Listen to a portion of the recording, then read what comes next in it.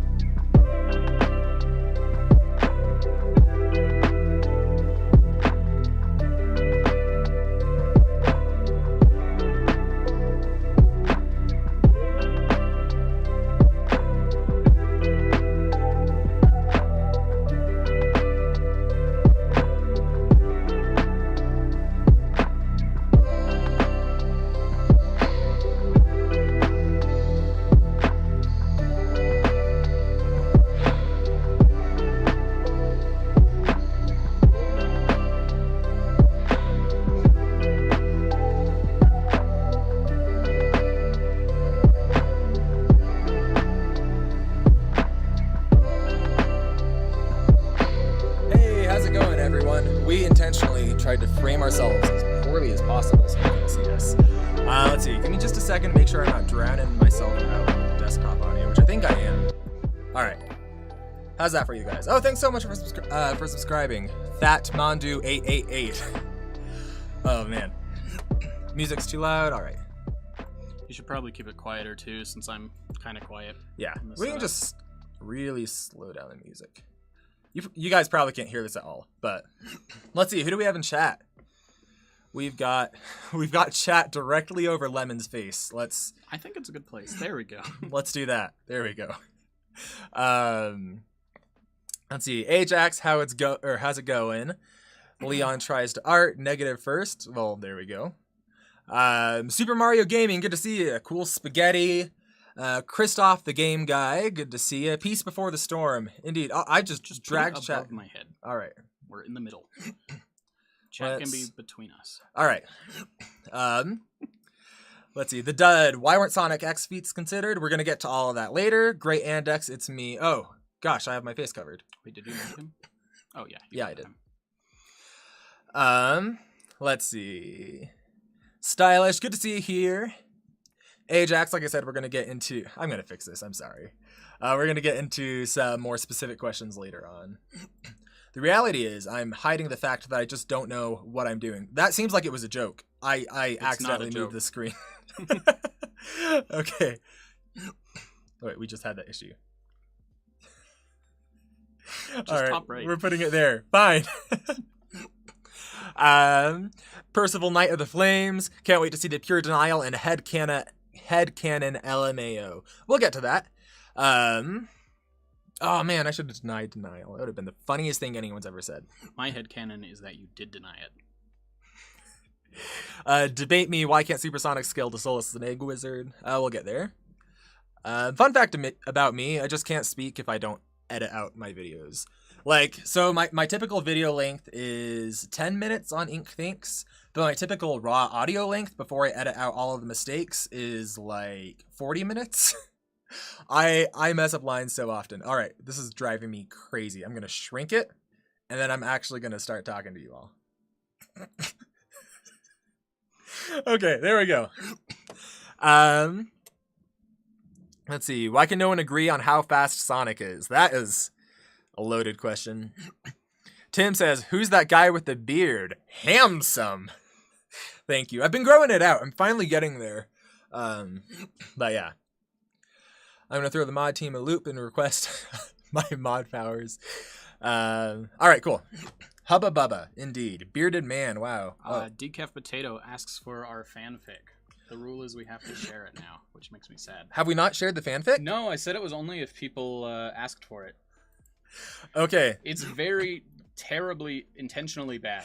We'll get to the fanfic. We don't have to read it right now. I'm just going to give it to the mods to give to people who ask. Okay. I'm not reading it.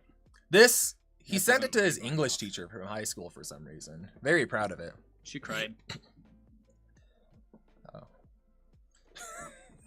Just kidding. All right. Sonic is actually faster than Fox. I haven't ever heard anyone say that, actually. Skip to the part about Chowmander. Oh, crap. Did we prepare Chowmander? Chowmander's for next week. Do you remember Sharpmander? I do remember Sharpmander. I loved his games. If you guys haven't heard, Sharpmander is Can we do a Sharpmander versus Charmander episode? Sharpmander versus Charmander. Do you guys know who that is? Did you see that debunk video? Yes, I did. The next debunk video, the gameplay one, that one was really funny. But we do have points to talk about it. I don't think that was a serious debunk video. I think it was just a funny video. Real fast, alternate ending. We do an alternate ending for every character just because we think it's fun for both fans of both characters to see their character win. So nothing was overturned. It doesn't have any effect on the result. It's just a fun way to see both characters. Let's see. So I think we're... Also, yeah, we have like 15 pages of things to go through that people have asked us today. Yep, so we've got a lot of stuff. I hope everyone is ready to be here for the next 3 days. Oh, wait, real fast. I do want to say, so Super Mario Gaming, do you guys have any idea for Shulk's opponent? So we're not starting it today. We can't really do it until we get monetized on YouTube. But eventually we're going to make it a fan-requested pick, kind of a wild card. Any character who's ever been in Smash Bros. But isn't already a character is eligible for that spot. We had it originally as a Kickstarter reward, but when we decided to end the Kickstarter, we were kind of left in a limbo of knowing what to do with it. So we're going to set it as a donation or Patreon reward. Anyone who's kind of donated or been a patron during a certain time period gets a vote on who it is. Not doing it quite yet, though. We need to monetize the channel, which we're getting close. Anyway, we've been going about 10 minutes. I've got my MacBook here so I can have notes on everything we're talking about. I am going to take some water, or drink some water. Guys, I can't freaking talk. I say this every stream too. You want to kind of give them a rundown of what we're doing here and a brief syllabus Syllabus. Do you want me to give the schedule or start into it? Your just water very... takes. Oh, you have it. Okay. Yeah. So today we had. I don't know if anyone noticed. We had a bit of a controversial episode recently. We want to something we're wanting to do in general is have Q&As about the episode. This one probably is going to have a lot more comments to go through than normal.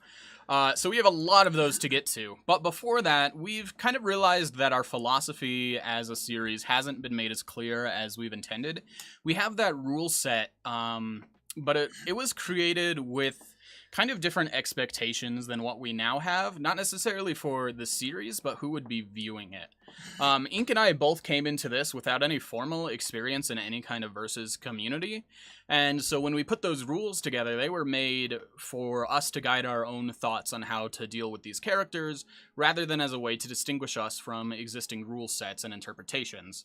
But part of the reason, real fast, for why the rule set reads so confusingly, for example, someone just made a video, I don't know if I call it a debunk video, but kind of critiquing our latest Sonic vs. Fox video, and something they brought up very specifically is Rule 6, which is worded in a way to make it sound like characters can only use stuff that they show in Smash, like only those actual moves. And the reason it sounds so bad is because I was talking with Lemon when we were doing the Kickstarter, and he's like, well, we have this philosophy, we need to get it written down into something. So I thought, oh, okay, I got this. Let me open up Microsoft Paint. I meant Photoshop. And just type something out. And so you see my point here. I kind of typed them out, not really taking into account how important it would be to get the wording down super precisely. So that's something we're going to work on refining, but we'll get to our general philosophy a bit more in a second. Yeah. With that, though, before we get into any of the specific questions that people have asked or objections they have, we do want to go over some general things for the series regarding our philosophy. We feel like those are going to answer most of people's major objections, or at least make our stance more clear. Our goal isn't to convince people that we're right. I don't think you can be right in a versus series, or we're trying to interpret these characters' feats. Ultimately, anything you do is based on assumptions, and starting with different assumptions gives you wildly different results. And I don't know if it's necessarily that no one can be right. It's just that there's so many different ways to be right. Like, you get some people like game theorists' videos, which I'm sure Sonic fans love, where for his videos, just for the sake of entertainment, he looked only at gameplay feats, ignored everything else. He's like, well, you can see here Sonic actually only goes 22 miles per hour, so that's his speed. Whereas you can get some people who never want to look at a single second of gameplay, never want to look at a single second of cutscenes, and only look at lore and things like that. And both of those describe very different characters, and so not only is it hard to find a balance of how to weigh each different thing, but ultimately, people just end up arguing about different characters altogether. And so I guess what it boils down to is that we're not here to be proven right or wrong, or to prove anyone else right or wrong. It's going to be fruitless because we're just approaching characters in a different way than most people do. What we're hoping to do is to make it clear how we're approaching the series and how we're interpreting things. And we're open to debate and to receiving criticism, but we're not going to spend an hour debating one point, because the fundamental difference is that our interpretation of things just doesn't let that hold up. And we don't feel the need to prove ourselves right, and we don't feel the need to prove anyone else wrong either. Well, kind of expounding on that, it's not that we don't feel the need to prove ourselves right in the sense that we just don't put thought into our videos. What it is generally most things tie back to the general philosophy that we have, or the general philosophy that other people have. So there's multiple right answers to a really subjective question, which is how you get so many different interpretations of a character. But yeah, so kind of after we go over the general philosophy, we're going to talk about other specific things like bias. Are we biased towards certain characters? How do we handle scaling? Things like that. But then we're going to start going into some more specific feats, as well as videos that people have made, things like that. And because we are doing a stream and we don't want to do this stream for 12 hours straight, we're probably not going to go into excruciating detail into anything. We will do a pass and give our interpretation. And if you want to talk in more detail later, I can do that over Discord. Mm-hmm. But we do have a list of notes here of things that we do want to make sure to talk about. We do have a lot to go through, even with Let me do a quick scan through the Discord or through the chat. Okay, I did make a moderator. Great. Chat mods, can you make sure if there's anything you feel like we need to stop and address that you let us know? Just ping me in Discord or something. Yeah. Let's see. How did you feel when you learned that I noticed Slippy? Okay, wait, so real fast I want to talk about that. So this video has a bit of continuity with the Falcon versus Falco video, which in that one, Slippy gets thrown out of an R-Wing. And in this one, Sonic and Fox race by Falco and Falcon as they're fighting and then run past Slippy as he's falling. So David Goldimer, I hope I said that right, is the first guy to, is the first person to notice it from what I saw. And I thought that was awesome. Anyway. I think that's about it. Like we said, mods tag us if there's something we need to get into, but otherwise we can go ahead and get into the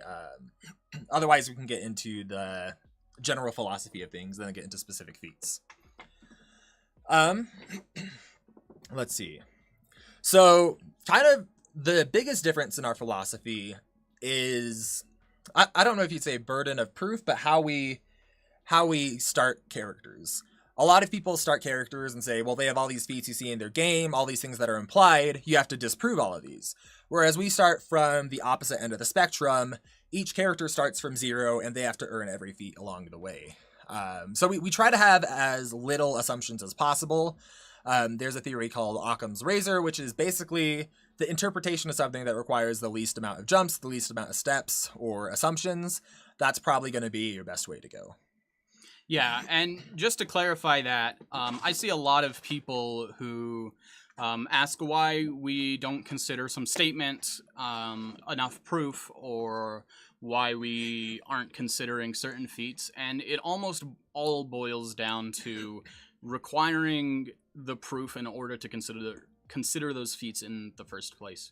We don't really try to disprove anything, we're just interested in proving things. But the higher the feat, the more impressive the feat, the higher the burden of proof. Like to say that Ken can punch a car into oblivion is like, that's more than a normal person can do, but not by that much. But if we wanted to say that Ken can like shoot full-sized suns out of his fists, that would require much more proof. Or a more appropriate example might be Ryu destroying a car versus Ryu destroying an island, or something like that. Basically, as the impressiveness of the feat scales, so does the need to make sure that is what's happening there, because there's a lot of assumptions that assumptions that are required for bigger feats like that don't always necessarily hold up along the way. But, I don't think we have more to say about that point, though, do we? Just to keep in mind that that's kind of where all of our rules and philosophies are building from, is this idea of building a character up. Yeah, so if there's 2 interpretations of a feat, one involves 10 different assumptions that don't have a ton behind them, and one involves 2 assumptions, we're probably going to default toward the one with 2. So next up is the other thing that kind of makes us unique is feats have to be shown, which that sounds like a weird thing to say makes us unique. Now, I guess, where do you notice the most incongruity with this? Between, like, how our philosophy handles it differently, you mean? Yeah, like if someone's coming to Smash Bracket from, say, Death Battle. Let's see. I guess one of the big things is that off-screen feats are really hard to handle. So, like, there's a feat, this doesn't really scale to anyone, but the Egg Blaster, the final Egg Blaster in Sonic Battle, is said to have destroyed a group of stars. But that's all. Like, he says it, and a character goes, no, and that's it. And I'm not necessarily doubting that right now. I haven't weighed in firmly because it hasn't been relevant. But that isn't something that we can confirm for ourselves. Whereas a lot of other people accept it at just as truth because it was said to have happened. Or another thing is, like, fighting game characters especially are hit by it, where they will fight an opponent who has been shown to have some crazy level of power, and they beat them, but they've never shown that level of power themselves. That's kind of more into scaling, but in my mind, they're two sides of the same coin. Is that they've never shown the capability to do this thing, and therefore we can't consider them capable of doing that thing. And the issue is with this, and kind of scaling what we'll get into more, is there comes a point where every single character in the series just starts to feel the same, which just isn't fun. Like I said, we're not doing this to feel unique. I'm just some fat guy with Adobe Premiere who thought that there would be a... Gosh, guys, I can't talk. Fat guy with Adobe Premiere who thought there would be some fun way to make a versus battle series. Like we said, I had zero exposure to it, didn't necessarily know what to expect going into it. So I came up with these set of rules that I just thought would be fun to use going forward. So that's kind of where that's coming from. Yeah, basically. Another thing that is really different about how we do things is the hierarchy of how we interpret feats. I mentioned briefly before, some people don't want to look at gameplay at all. Some people only want to look at gameplay. And what it boils down to between a lot of different versus battle discussions is what kinds of things you consider and in what priority. So what would you say the most common order is? The most common order would... I don't know, because I haven't really tried to look into it. Based on what other people have told me, though, I feel like it goes statements first, and then, like, cutscene... Well, statements and then lore. I consider those different. And then cutscenes... Oh, sorry, Stylish. Well, we probably have some people from the Versus community in the chat, or if any of you have any experience with Versus debating. So let's say we have lore, cutscenes, gameplay, in-game statements, and creator statements. I'm just curious, how would you guys, out of context of Smash Bracket, of Death Battle, of Versus Battle Wiki, anything like that, how would you contextualize those? Like, which would you give the most precedence to versus the least precedence? While you do that, I'm going to have a drink from my massive jug of water.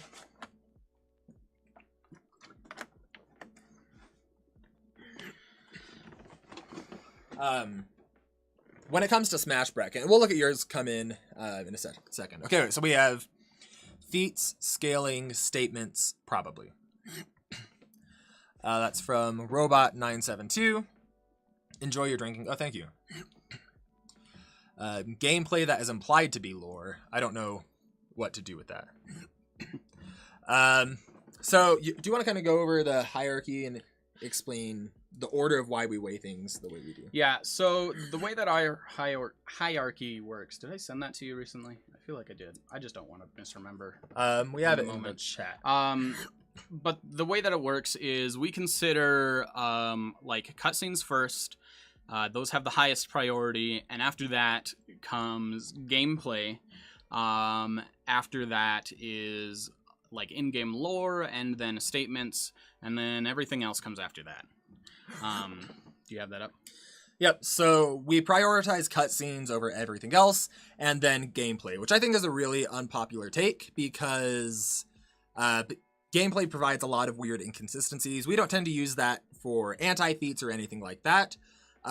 We mostly use things further down the hierarchy to back things up higher on the hierarchy, if that makes sense.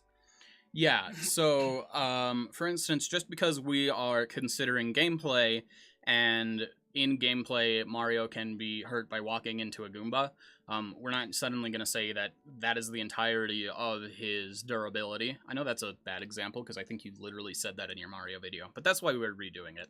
I didn't say that in my Mario video. You said that in your Mario video. Man, those videos were not... The animations were awesome, but anyway. Yeah, but we are going to look at gameplay and use that to establish a consistent pattern of the characters. Where there's any ambiguity in the cutscenes, we're going to use consistency in the gameplay. We're going to use gameplay to establish feats. And if there's like some extremely consistent anti-feats in the gameplay, we might consider it. But I don't think we've had any examples of that happening. I guess maybe the only one I can think of is like falling into pits, but even then most characters have like falls from orbit. So. And Samus is probably way more durable than she needs to be to fall into pit. That's so stupid. Anyway, so yeah, something we get a lot is why do we use gameplay at all and game mechanics? A big reason for that just comes down to the fact that they're video games. We don't want to throw out the biggest portion of every character, every non-Fire Emblem character, or Persona character. Yeah. Those guys have a lot of text. And so, like, there's some ambiguity introduced with gameplay and some consistency issues, and then there's also, like, a small gap between the intention of the character and what happens in gameplay. But we feel like those issues are usually minor enough that we can overlook them and still get an accurate picture of who we're dealing with. Sorry, go ahead. I was just going to say, the biggest thing I hear brought up is that gameplay paints a very different picture than the lore for most characters. But I don't think that that's necessarily true, because I feel like the things you fight and do in the game are representative of what they want you to be. There comes a point where if you throw out gameplay altogether, it feels like you're playing as a different character than is being described in a lot of these sections, or a lot of these arguments. So for the most part, we try to match up who we're describing with the character you actually play as, and the character that you see in the cutscenes. And I've heard a lot of people mention authorial intent. I think we mentioned that, again, just in the one Mario video. That's not... The guy who made that is just... He's pretty dumb, yeah. We don't use that as a guiding principle. We consider authorial intent, like, casually to try and get a picture of who we're dealing with, but we don't use that at all for throwing out or keeping feats. We look at what's presented, because as much as I do think that the author intends for a character to be at a certain level of strength and presents that through story and gameplay, like, we ultimately can't figure out exactly what their intent is, and trying to do so is just going to give us... It's just going to cause us to use our own biases to throw things out, and that's what we try to avoid as much as possible, believe it or not. Anyway, but this is one example how prioritizing gameplay and cutscenes over the lore of the series or over in-game text would provide a very different character. And so people who are going to try to debunk our videos, or people who are going to try to argue from a different perspective, are going to say things like, well, no, look, it says this in the lore, even if it does this in the cutscenes or this in the gameplay. And ultimately, the argument, I understand where it's coming from. It makes a lot of sense, and it's valid in its own right. But it's just not describing the series that they're trying to debunk, or it's not describing the character that we're describing here. They ultimately just end up at two very different things, and so it depends what you're trying to do with the character. And so arguments like that go against what we're doing with the series aren't necessarily going to be productive for refining the course of these videos, if that makes sense. I think that also ties into what we were saying earlier about how there's a thousand ways to skin a cat, right? You can get right answers, get correct pictures of a character's strength with a bunch of different approaches. And the one that we're using is including gameplay. A lot of people don't agree with that, but it's not going to change. And that leads to some fundamentally different answers than other people get. But that's just part of what interested us, what we wanted to do in the series, and how we're going to be presenting things going forward. So, in examples where gameplay contradicts lore, you might be able to give a better insight to that than I would, because you handle a majority of the bulk of the research.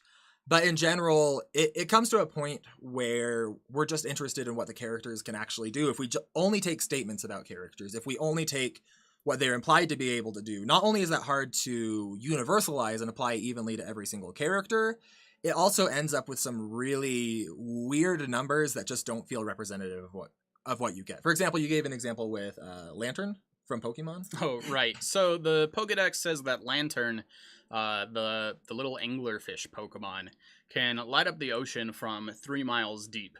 And that's, like, technically lore of the series, but getting into the actual math for that, you learn that the rate that water diffuses light is so great that the energy required to light up the surface of the ocean from 3 miles deep is, like, incomprehensibly more than the energy that the entire universe holds. Right. And, like, that's a situation where I'm pretty confident that isn't authorial intent. Like, no one intended for Lantern to be that strong. It's not represented in gameplay. It's not represented in like anything about Pokemon. And yet there's an argument that because that's written, that's what should happen. But for us, that's an outlier. Like outlier, or just not even considered really. But there's good examples in here. For example, Percival Knight of the Flame says lore is greater than cutscenes, is greater than statements, is way greater than gameplay. And once again, that's an argument that makes a lot of sense. Totally see where it's coming from. And also any argument made from that point of view, arguing that that should be the rules that we're using when they aren't, isn't going to be one that works here, if that makes sense. So if we're talking about feedback on one of these videos or ways we can make them better, it needs to be from the hierarchy that we're using rather than trying to argue for a different series entirely. But let's see. You think we ought to talk about this now or later on? We can talk about that now. So something that people bring up a lot is kind of, I don't think our expectations are clear when it comes to representing power in gameplay. For instance, faster than light speeds. To represent that realistically in real time in gameplay is completely impossible. We're not denying that. But what we look for is like a sign that they tried. For example, a good example is Sonic and the Wisp, the Cyan Wisp. Everything around it slows down, the screen goes black, you can see things not moving at that speed. You're looking at me like this isn't a good example. No, I am. Oh, okay. I agree with it. Great. Another example of gameplay that might work for something like this. All right, I'm going to cite a movie, but it would work in gameplay, is X-Men Days of Future Past, the Quicksilver scene, if any of you know it. Basically, everything around the world slows down while the character is moving at fast speeds, although it appears like normal speeds. That's a really easy way to show incredible speeds during gameplay. We're not saying you have to show a character moving at massively faster than light speeds to the point you can't even see them on screen. But if we're going to measure something at that general speed level, it needs to be consistent. And there's ways to achieve that. There's games that have achieved stuff like that. It's just a matter of perspective. We're not putting the expectation on any developer to somehow make insane movement speed fun and viable to play while having you move at that speed and everything else in real time. And the Laser Wisp is another good example of a part of that we didn't quite hit on. We've talked about how we want to be able to measure things in the series. We want to try to put calcs on everything that we do, and you're not going to be able to get that from any game. You can't calculate faster than light speeds. Most games, I guess.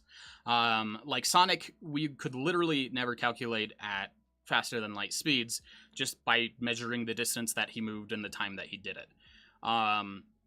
But the Cyan Wisp, even if we were to measure it and get way lower speeds, it demonstrates enough consistency that the intention was to portray light speed that we're considering that.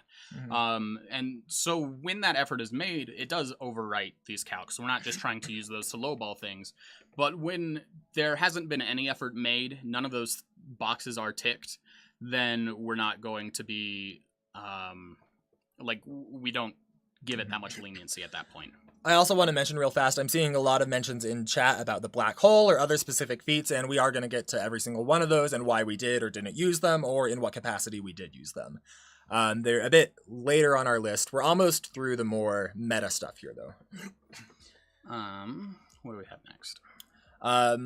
Probably either immeasurable feats or the creator statements. I think let's go with those, because that'll be quick. Just basically, with that hierarchy, we have statements as being one of the least meaningful things that we can get. And that's just because, again, we have to see it.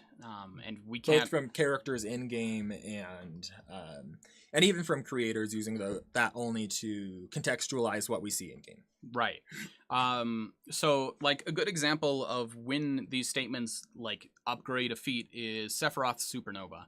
My initial perception of that going through all the footage and everything was that at most the characters were enduring like the surface temperature of the sun. It feels implied by the cutscenes, and the actual damage from it just didn't seem to match the level of power you'd expect from a supernova. But then there's so many creator statements backing it up, explaining how it works, things like that, that we feel comfortable treating it at a higher level. Whereas on the other hand, you'll have characters who like they have an attack that shoots. Let's see. I think. Can you think of any examples of where a creator statement is just totally disregarded? I can think of a few, but they're for upcoming battles. I guess Sephiroth those two. Yeah, Sephiroth kind of. Okay, so another one then would be Zero. He had a guide where it said, or not a guide, like an anniversary book or something, where it says that one of the enemies he beats, whose power he can get, can shoot absolute zero temperature attacks. Whereas in the game, what he does is shoot an icicle. And so that's like a really big contradiction, and with that we have to side with what's actually shown.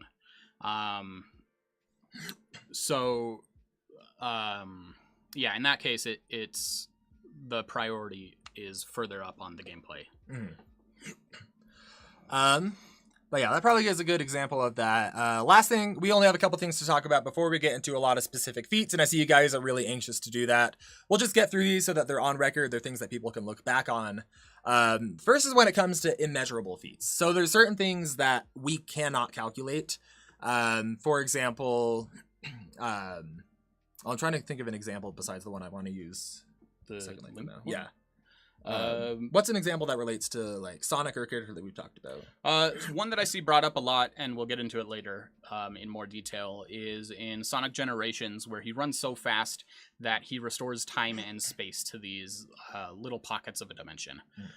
They had been frozen in time, and him running through it has restored that. At a literal interpretation, you could argue that his speed itself is what is causing that restoration, and that's not a thing that happens in real life. So it's not something we can put numbers to in any way. Yeah. So I'm so sorry. Guys, I just had a baby like a month ago, okay, so, and I kind of zoned out. So the point is... Did you talk about Link? Or... No, you said you wanted to talk about Link. I'm with you guys again. Okay, so essentially, like, there's things that we can't measure because it's fiction. Exactly, like alamine, I'm sorry, my screen is super small. There's certain things that are fiction, things that we can't measure objectively, and so we don't want to throw those things out altogether, but it also comes to a point where it's basically just throwing a random number generator at it. We could say this thing isn't possible, we can't measure it, so this is way off the charts. It's infinite. But then you also get things like in Legend of Zelda Wind Waker, Link stabs the Master Sword through a barrier of darkness around Hyrule Castle, and it shatters that. I can't think of a single person who could tell me authentically from a good faith argument how much damage it takes or how much force it takes to shatter a barrier of darkness. It's not something that we can measure. It's immeasurable. And some people are bringing up a good point. These are usually considered like hacks. They're things that don't fit into normal categories and are therefore considered like a separate ability. And that is true some of the times, other times it's not. Our point is more that when we state that something is immeasurable, we don't usually mean that it's so high we can't quantify it, and we're going to try and make a distinction between things like that and things that are either hacks or just they don't fit into any category that we can use. So with that example we brought up specifically, we can get into it a bit more, but I will mention a few things now. So someone's saying this is an appeal to reality. Let's see, it's literally stated that it's his speed doing it. It's Sonic's speed restoring space-time, and we're not doubting that. The thing is, there's no way to say how much speed it takes to restore space-time. Like, they could say that it requires his speed to do, and that speed could be 30 miles an hour and still fit all that criteria. Like, Back to the Future requires a very low speed for time travel. Yeah. Or it could be literally infinite speed to, like, surpass how things work. The point is we can't actually put a number on it and be confident. Right. And to some degree, in several of these situations, we are trying to anchor it to reality to make it make sense. But again, that's just kind of a fundamental part of the series, is that when we try to analyze these characters, we have to have something to base them on. And when the story doesn't provide that, we use our own world. Anyway, so the last thing, I think we should bring this up, guys. Or or should we just get into the Yeah, specific let's just feats? get into it. Do we want to talk about scaling, though? Yeah, One we of can the actually mods- use that as a source, or to get into specific feats. I need to go get some more water, but would you talk about kind of our philosophy on scaling? And then specifically, we're going to tie that into an argument we see with the Chaos Emeralds a ton. That the Chaos Emeralds did X or Y, and so Sonic should be able to do X or Y. Yeah. Okay, so to talk about scaling a little bit first, our rules, I believe, say no scaling. They might say that it's no scaling except in directly comparable circumstances, but the point is that it's not clear. It comes back to that philosophy we were talking about at the start, where we need to prove these feats are true from the ground up. And that holds true for scaling. It's just that scaling is much harder to prove. Beating a stronger character doesn't make you stronger than them. For instance, I could... Ink is way stronger than me. He knows how to fight. But if I get a surprise hit on him or a lucky hit on him in a fight, I could still take him out. But that doesn't make me better than him in any capacity. It makes me luckier, if anything. And that's a pretty low-stakes example, but it does apply even at higher scales. Stronger, like the really strong enemies in video games, almost always have weak points, and then it becomes impossible to tell like how strong is the weak point compared to the rest of them. The point is that like when we're trying to scale, we have to have something that we can't deny is true.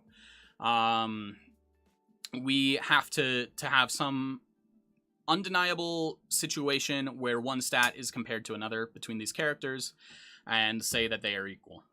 And that holds true even when the thing we are scaling them to is part of their kit.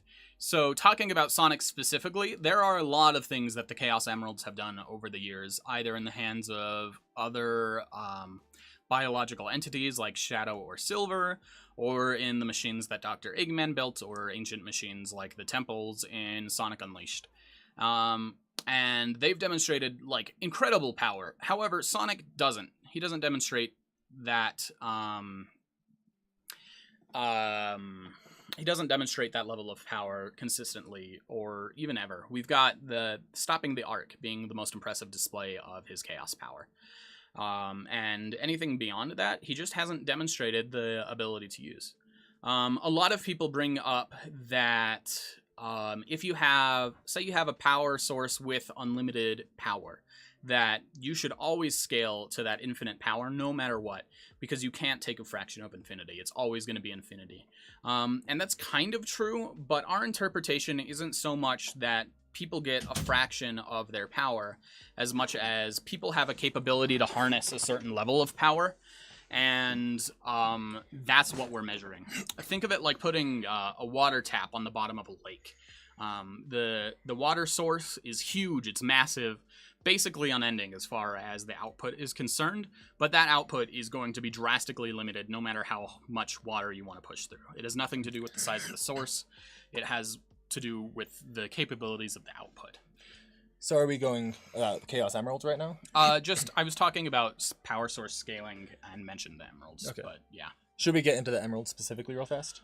We can, yeah, if we want to start getting into some feats for those. I think it's about time to start getting into feats. Yeah, so we have a document. I'd like to go through it in order so we could keep track. Okay. But we can jump through and talk about the Chaos Emeralds specifically. Yeah, let's real go do quick. that one real fast.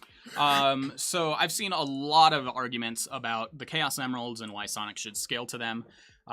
There's the arguments about them moving continents, or destroying part of the moon, or scaling to perfect chaos, who is supposed to be able to destroy the world with them, or scaling to everything that Shadow can do with them, or what's the other one? Oh, the final egg blaster. People say the emerald should scale to that because he was able to blow up stars without the emeralds, and therefore the emeralds have to be stronger because he still wanted them at that point. Mm-hmm. And then the argument they make from that is give all of that power we've ever seen with the Chaos Emeralds to Sonic. Right. And that is, again, what I was talking about. It doesn't actually matter how much power the emeralds have or what they can do on their own, because what we care about is what Sonic can do with them. So Sonic has shown the ability to teleport. He's shown the ability to transform and supersonic, cast chaos winds. In Sonic Battle, he had a few, or not Sonic Battle, Sonic Chronicles. He had a few chaos powers in there too. But that's really it. Oh, and time travel in Sonic 06 with someone else's help. Mm-hmm. Real fast while you think about that, I will point out I'm seeing a lot of ink drinks, hashtag ink drinks in the chat, and I will not stand for this kind of hate speech. I just wanted to make my position perfectly clear. Great. The simplest explanation is the best. There's no lower showing of said artifact, so we have to assume the power of said artifact. I think that's talking about what we're saying, and the issue is that there is a lower power level of the artifacts, the Chaos Emeralds specifically. Yeah, so for MJ versus the world, it sounds like you and I agree in principle that we shouldn't just take one source of the Emerald's power display and scale it to everything. It's just a matter of where we look and who we apply that to, if that makes sense. Right. So anyway, there's a lot of arguments, but it comes down to, we look at what Sonic has done, and he hasn't done anything on the level of those strongest feats. I've seen a lot of people bringing up strong enemies that he's beat with the Chaos Emeralds, like Time Eater and Solaris. We do have more. Should we get into those now too? We should just get to the top of the document, and then we'll get to it eventually. If we keep skipping around all over the place, we're not going to be able to do this in order. The basic idea is, yes, we did consider those, but again, they haven't had the feats to show that level of power. There's a lot of flaws and inconsistencies in the story that makes them a little dubious to accept, and so there's nothing we can take to scale under how we're approaching the series. Right. If you have questions about that, we'll get into it a bit later when it comes up in our document. I'm just so disorganized as it is. You guys here, I can hardly sentence it through a make. So we're just going to go in order of the document, and hopefully that'll get through all these questions. If at the end you guys still have questions for us, we'll make sure to go through them in a little bit more detail, either on the stream or a bit later. Solaris is something a lot of people want us to talk about. So we should install. Well, I didn't get through it in the 9 pages that I annotated, so maybe we should do that now. Okay. Also, this document was put together by our mods and researchers by going through the things you guys submitted in the Discord, and also going through the common complaint scene in the YouTube channel. We can't get to everything because there's literally thousands of arguments for Sonic, but we're getting to as much as we possibly can. So with Solaris, specifically, the power level stated in the story for him doesn't match up. First of all, he hasn't displayed feats on that power level, but there's also like huge inconsistencies with assuming he has that power level. For instance, he's supposed to exist across all times, and the story of the game is trying to prevent him from being brought back into existence, and then failing to do that, erasing him for existence, and that isn't possible. I know you could say that it is if Sonic is like beyond those dimensions himself. So, real fast, what's the issue with saying, well, you're saying that's impossible, that's just an appeal to reality, you're trying to put realistic stuff to video games? The problem is that, again, we're trying to build things up from zero. And a lot of people will say that we're making too many assumptions to get rid of Solaris, but we aren't working in that order. We are trying to prove that Solaris is beyond time and space. And he isn't, because he's not around for the whole game. He isn't omnipresent. Mm-hmm. So here's a couple points people are bringing up. For example, Solaris destroyed a universe via his presence, bruh. And also 327 timelines destroyed from his presence, bruh. Yeah, and also Eggman states he eats dimensions for breakfast. That's where I hate the Eggman argument, because I hate getting into this, but Eggman just lies incomprehensibly all the time. Like, basically every other sentence out of his mouth is a lie. And regrettably, I thought this was a known character trait of his when I was doing the research, so I haven't compiled a document listing all of my examples, but, like, I don't trust anything that he says unless it can be proven, because it's so regularly not to mention that that's just in general with the series as well. If they don't demonstrate something, we can't use it, let alone when that person has a history of and but also, he does have a 300 IQ. Also, Eggman got all of his information from like ancient legends about Solaris, which they're not even reliable. We can't even trust like ancient history in our world because it's always so biased. So here's a few questions about that. If he's lying, is there anything going against his statement? If he's lying... If he's lying about him eating dimensions for breakfast, being omnipresent, all that, is there stuff going against that? Proving that he is? Yeah. No, nothing. I guess, so you have... He created like a proving that Eggman would be lying. If he is lying, is there anything proving that he's lying? Are there things to point to him not eating dimensions for breakfast? Well, so that's my point, is that Solaris is like the time god. He's supposed to exist across all times at the same time. But the context of the game is that the bad guys are trying to resurrect him because he doesn't exist, which can't happen if he was gone in this time. You kill him at the end of the game by going back in time to before he was born and blowing out the candle that became Solaris. So, like, there's just things that don't make sense for a being that exists in all times. So something I see a lot is, why would Eggman lie? And there are a bunch of different reasons for a master manipulator like Eggman. One could be motivation for different characters, trying to get them on his side, things like that. But ultimately, whether or not he's a liar, it comes down to the hierarchy of how we interpret things.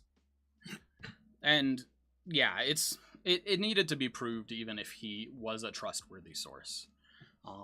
And it wasn't proved. It was disproved more than proved. And starting from zero, starting from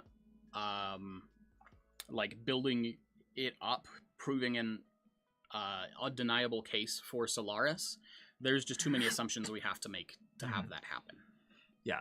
And once again, something I see a lot is the world was about to end. Why would he lie? Things like that. And like I just said, yeah, there's about. I don't even necessarily think that he was lying in this as much as his information is notoriously often, it's unreliable. So, but when it comes down to it, it's really not about Eggman himself. It's about the hierarchy of how we interpret things. So once again, you could use that to provide feats to Solaris, but that's just not the series. Arguing that is arguing a different character, essentially. Yeah. Any other points about Solaris before we move on? There's going to be a million points about Solaris. All right. We got to move on real fast. Should we take any other questions about this? Or we could literally talk about him all night. The only other thing is that, yes, he did like pull people into this side dimension, and everyone was saying that the universe was under threat. But even if we assume that he had like eaten the entire universe right then and created this side dimension where people went to fight him, he still hasn't shown anything proving that he has universal durability. And that's really what would matter here. Yeah. So there are things like Percival says in chat, the guide backs it up, but once again, that's the argument itself. I see where you're coming from. The argument doesn't work under these rule sets. It's messing with the hierarchy of how this works. So under a different rule set, that might work. But let's move on from Solaris to the next thing. Which is actually the first thing. Which that's starting here, right? Not in the specific feats. Okay. So these are things about our research specifically. We're starting with stuff from our Discord server, including one from Matardis, which is something that we see a lot. So allowing non-canon multiplayer info for Fox because he needed the feats, but not allowing Rob the same, or other characters, such as not allowing the Sonic Adventure 2 battle multiplayer special attacks for Sonic. Why did we do this?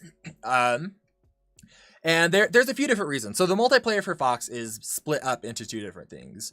If you look at Falcon versus Falco, that's our original intent in it. Is Star Fox Assault, the multiplayer functions basically off of the same damage system as the story mode, which we only see Fox in.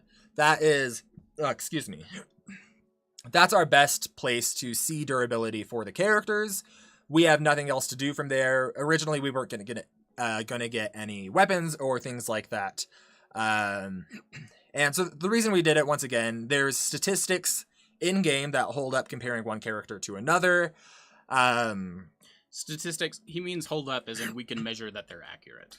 Right. So there's character stats and we can measure they scale proportionally. The reason that we used the Demon Sniper or things like that is because I made a bad call. We shouldn't have done that. I can admit where we were wrong. I'm okay using the multiplayer to get their durability, things like that. I had kind of had it in my head that it's unlocked by doing multiplayer things, or it's unlocked by doing things in the story mode. But what it came down to is I kind of got caught up in the moment thinking they have all these they have all these feats that we're using, or we're able to measure their durability from story mode. And so looking at all these weapons here, these are super cool. It would be really fun to choreograph. In reality, none of these weapons are going to make a difference because the R-Wing's most impressive stuff is still its charge shot and its smart bomb. But that's the explanation for why Fox got the demon sniper, why Fox got a lot of stuff that they didn't end up using, like the firecracker barrel, whatever it's called. Yeah. Things that are super cool. Kind of just because I personally got caught up in the choreography in my head. None of them make a difference in the battle. And in the future, we're not going to give multiplayer feats to other characters, meaning characters aren't going to get multiplayer specific weapons, abilities. That kind of explains why we didn't with Rob. That explains a bit why we didn't with Sonic. For what it's worth, it would affect the battle slightly in that the Demon Sniper was one way that Fox could deal with Sonic even outside the R-Wing all on his own. Without that, he doesn't have that chance anymore.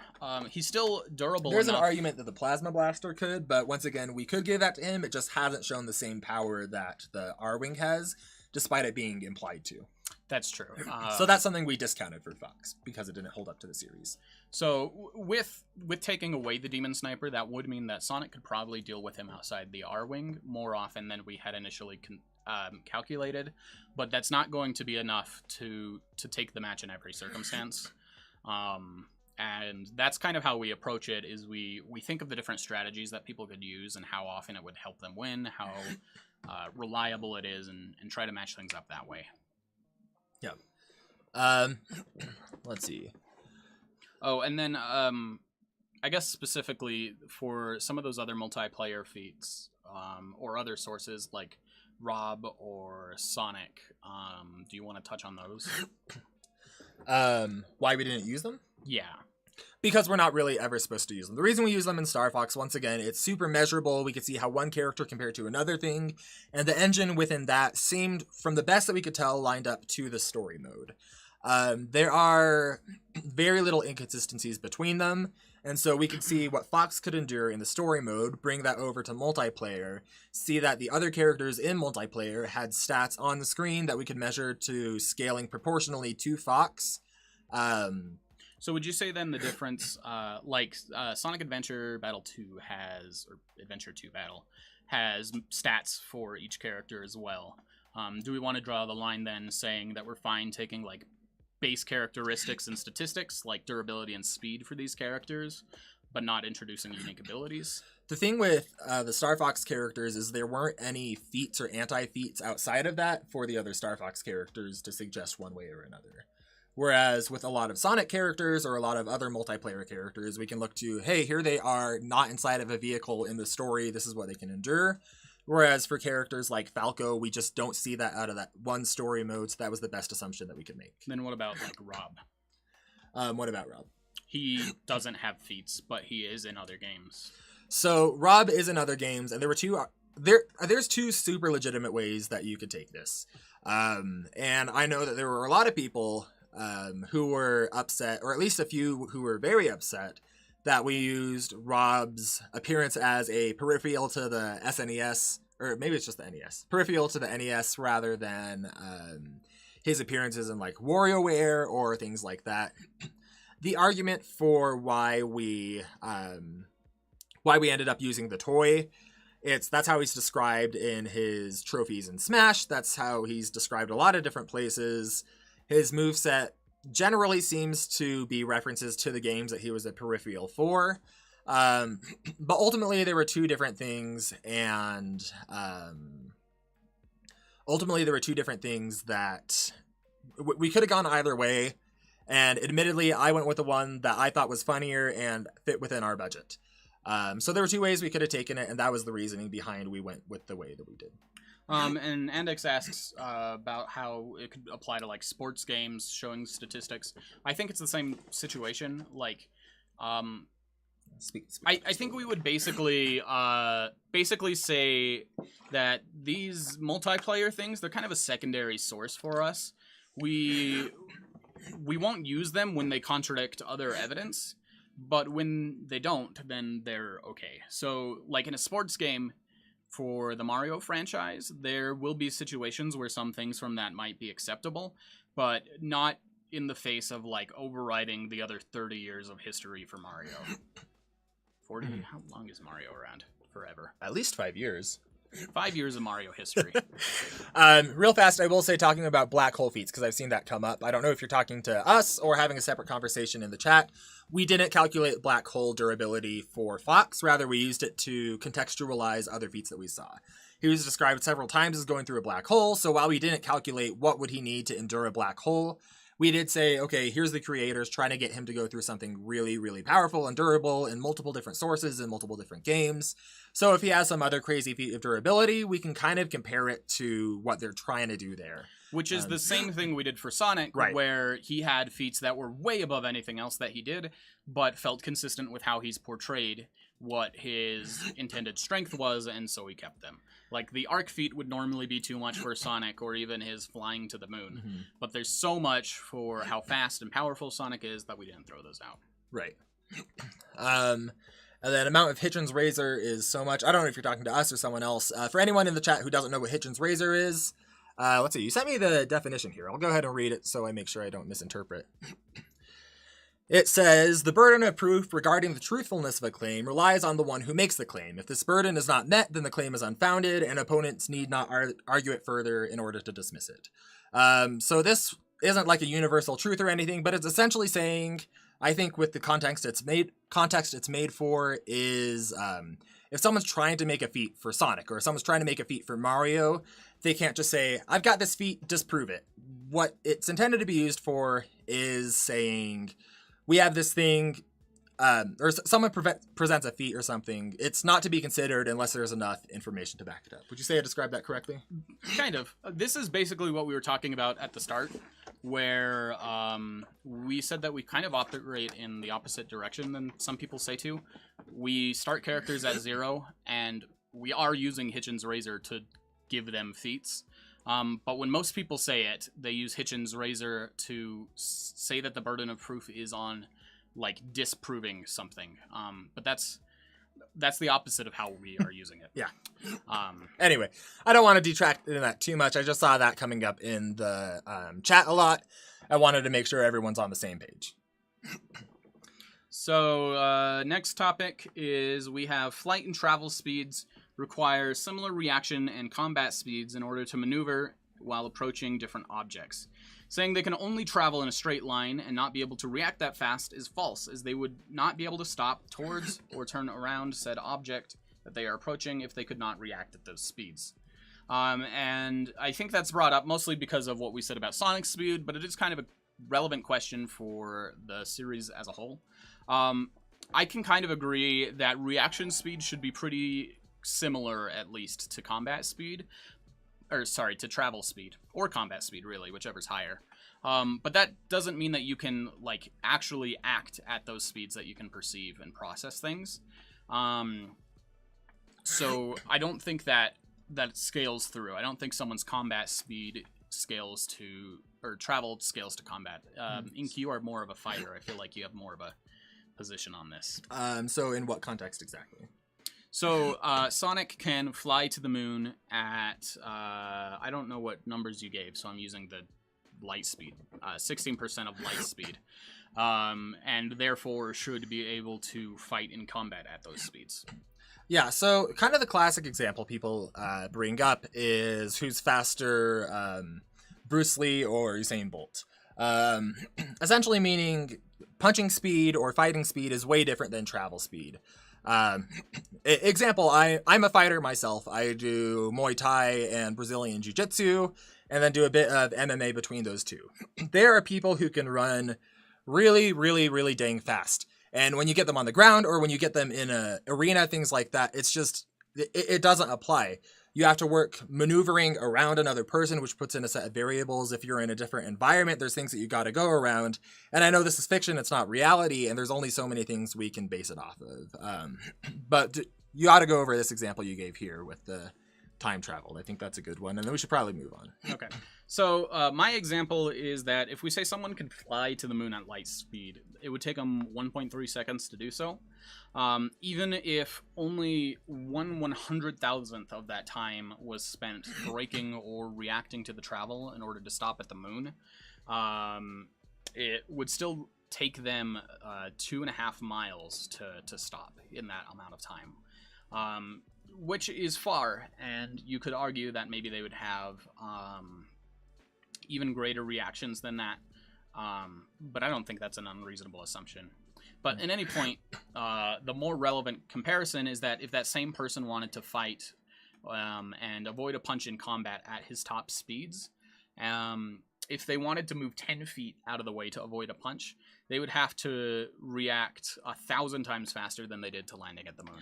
And that's basically going to hold true no matter what assumptions you do for how long, like what distance it took for them to brake, or how long it took them to stop reacting to their travel speeds, because at really high speeds, like even the tiniest movements are going to take you super far. So they might be able to react and move that fast in combat, but unless they've demonstrated the control to be able to do so in a combat situation, it's not going to be a useful skill. Right. Anyway, we should probably move past this. Oh wait, Stylish does have a quick point we want to bring up real fast, maybe like 20 seconds. Sonic is interesting because his main attack method is ramming into people. Yeah, which is why we said that if he had a straight shot, it would be fine, because he's just ramming into them. But he's not like... he does have homing attacks, but those generally aren't very fast compared to what he normally does. And given how uncontrollable he normally is at higher speeds, I don't think he has demonstrated the control. And for the cons 8, by the way, I saw you ask a few times. We do have your question in here. We haven't gotten to it yet. For your specific question here, it's just a matter of comparing what Sonic has broken, the durability of that, with the durability of the R-Wing. And we talk about that a bit more in our video. All right, next question. This one is from Gabe. Let me go ahead and hit the microphone real fast. Can you guys hear the music? Because this is probably a much different live stream if you can't hear the lo-fi. The light speed attack is fairly conditional. Takes a while to charge. I think the charge went away eventually. But even with that, it wouldn't make a difference with Fox being so much faster. You can't hear the music. I know Levi specifically is listening to this as a podcast, so there was music. Oh no. Did you cover Lunge's question? I don't think we've gotten to that one yet, have we? We are on question 2 or 3 That's right. now. We're making good progress now, though. All right. How's this? Bit better? Now you can hear it. Yeah, we're going to have to speed this up a bit, or it's going to be a 10-hour stream. Let's see. Next one is by Gabe. It's just unfair and kind of biased to give Fox stuff in order to have feats, but not Rob. Like, I know that much more people care about Fox than for Rob, so they'd give Fox feats, which he can't actually use according to the rules, but totally poop on Rob while he's got some feats from commercials. Yeah, so essentially, I just went over this one. We went through Star Fox for multiplayer durability because of very, very specific scaling circumstances with the way that lined up. But it wasn't fair of us to give Fox the Demon Sniper. We're having one of our animators kind of alter up the ending in a fun way, and I'm going to probably ask him not to use the Demon Sniper. Or at the very least, change it to a regular sniper and have it not do a killing blow or things like that. That's my bad very specifically. I pushed for that onto the team. And I kind of got caught up in the cool choreography of my head. But yeah, that's a good point. We used it for scaling and durability. I think that's something a lot of people coming from good faith could say, yeah, that makes sense. I see why you would use that, but we shouldn't have used it for weapons. Andix asks, Fox was said to be faster, but wouldn't that only apply to the R-Wing and Fox's reactionary speed? Couldn't Sonic kill Fox before he gets in the R-Wing? The answer is yes, and we considered that, but Sonic just isn't the type to like go all out and kill his enemies right away, so it wouldn't matter. And even if he tried, he's not actually strong enough to hurt Fox in base form. So Fox would definitely have the time to get in his R-Wing even if he started outside of it.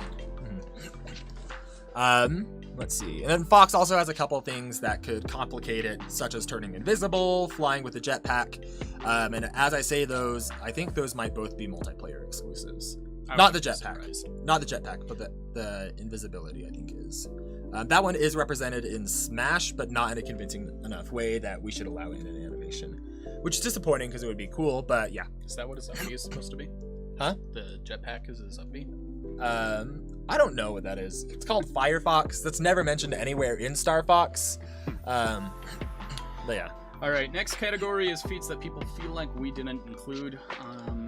Just to talk about the category as a whole, we probably looked at every feat you can think of for both characters. We just don't have the room to talk about them. I had a very boring and negative script with both characters where I basically went through every feat they've ever displayed and said, you know, with Fox, it looks like he's doing this, but actually with our series, he's doing this. And with Sonic, it looks like he's doing this, but with our series, he's actually doing this. And I recorded it, I had started editing it, and then I was like, okay, yeah, this sucks. I hate this. And that's why we reworked it to the point we didn't really do any debunks in the video.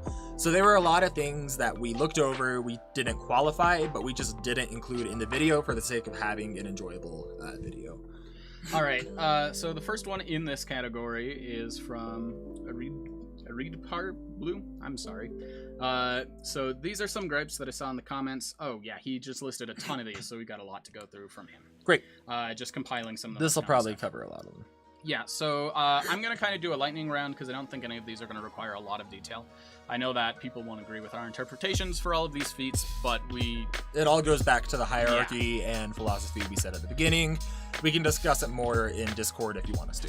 Yeah, so what about Sonic breaking the chain that held Little Planet in place?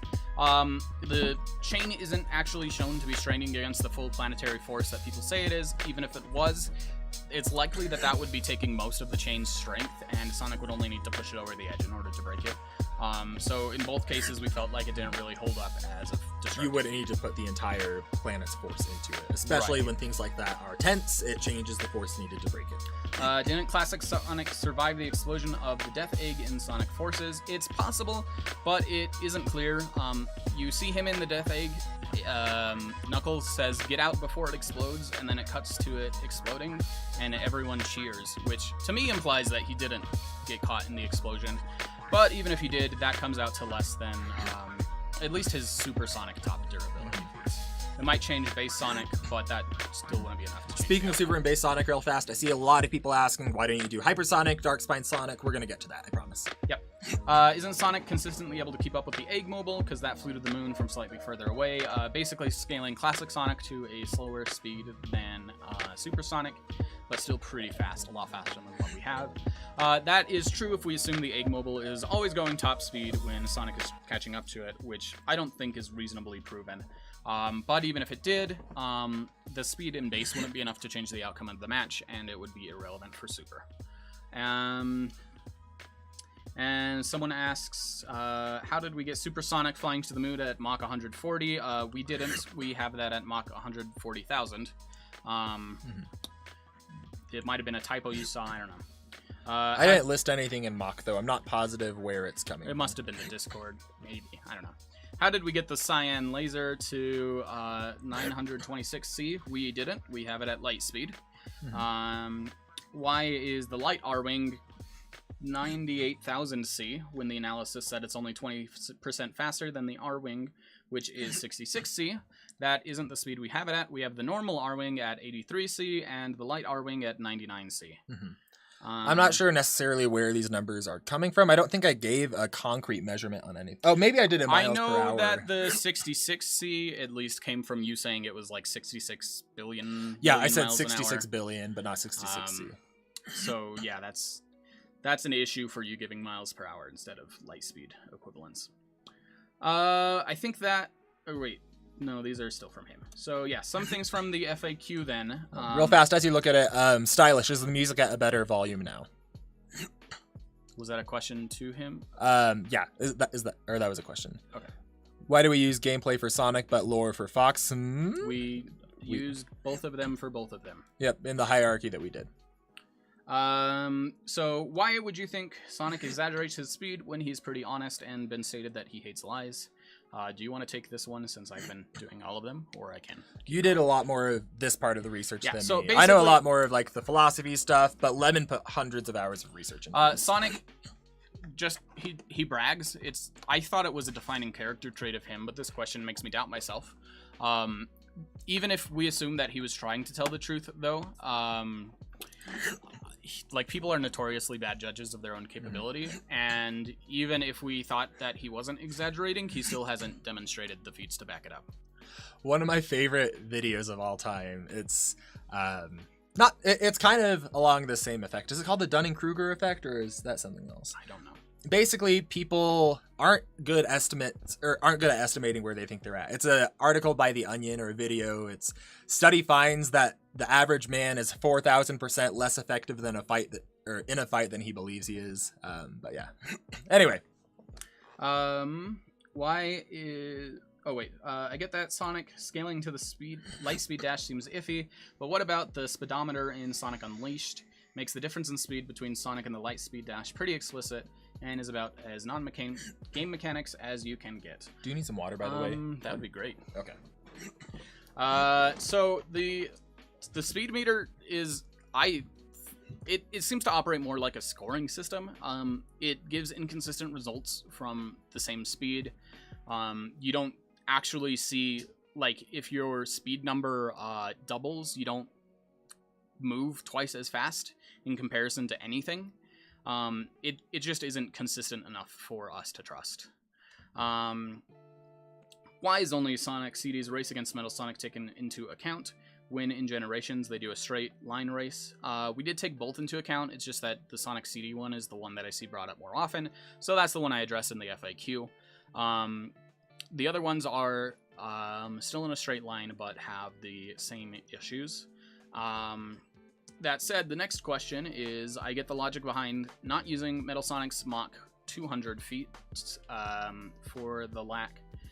due to the lack of air friction, scaling Sonic to that is. But why is the fact that he reached escape velocity ignored? Which is a really good point that I overlooked, and Sonic should scale to that. So I would put his base form speed at, that's Mach 33. So that's a good comment, pointing at something we overlooked. Mods say something. In defense, he's faster than Lightspeed Dash in Generations. Yeah, so that's... Someone pointed that out somewhere else.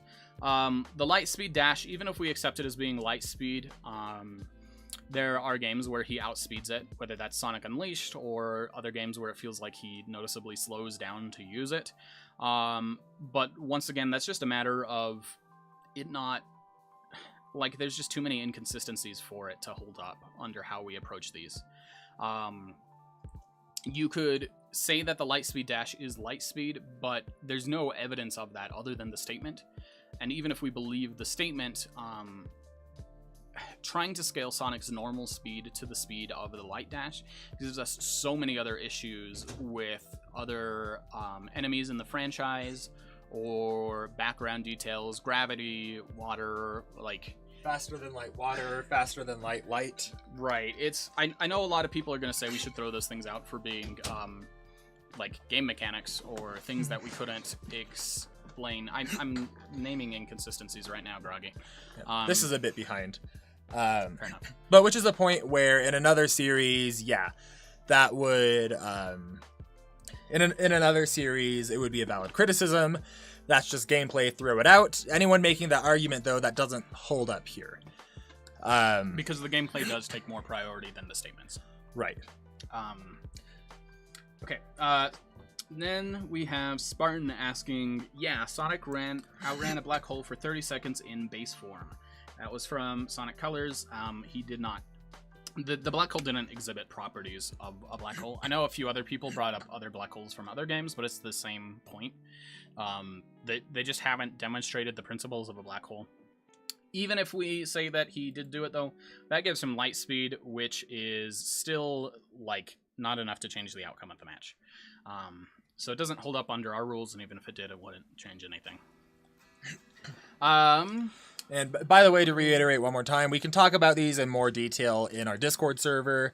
I know from the presentation of the video, it seemed like there were a lot of things we didn't catch as a research team. I promise you we did, and we're happy to talk about them civilly in more detail in the Discord.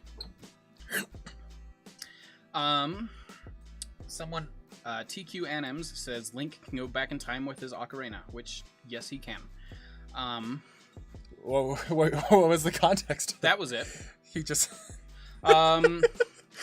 We have Zane saying, the issue here is Ink got research on Sonic completely wrong, and I want it redone.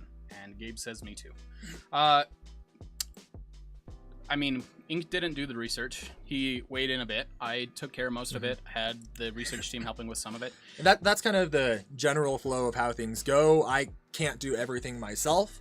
I do the writing, I do the recording, I do a lot of the editing, and I'm kind of, as a result of that, I end up being the face of the channel, but I wouldn't be able to do any of this without the research team, without the animators, and all of them. I know there's a lot of people who disagree with the research team. All of them did an incredibly good job and an incredible amount of work. There were 5 different animators. This was the most cursed animation we've ever had to make. There were so many things going wrong.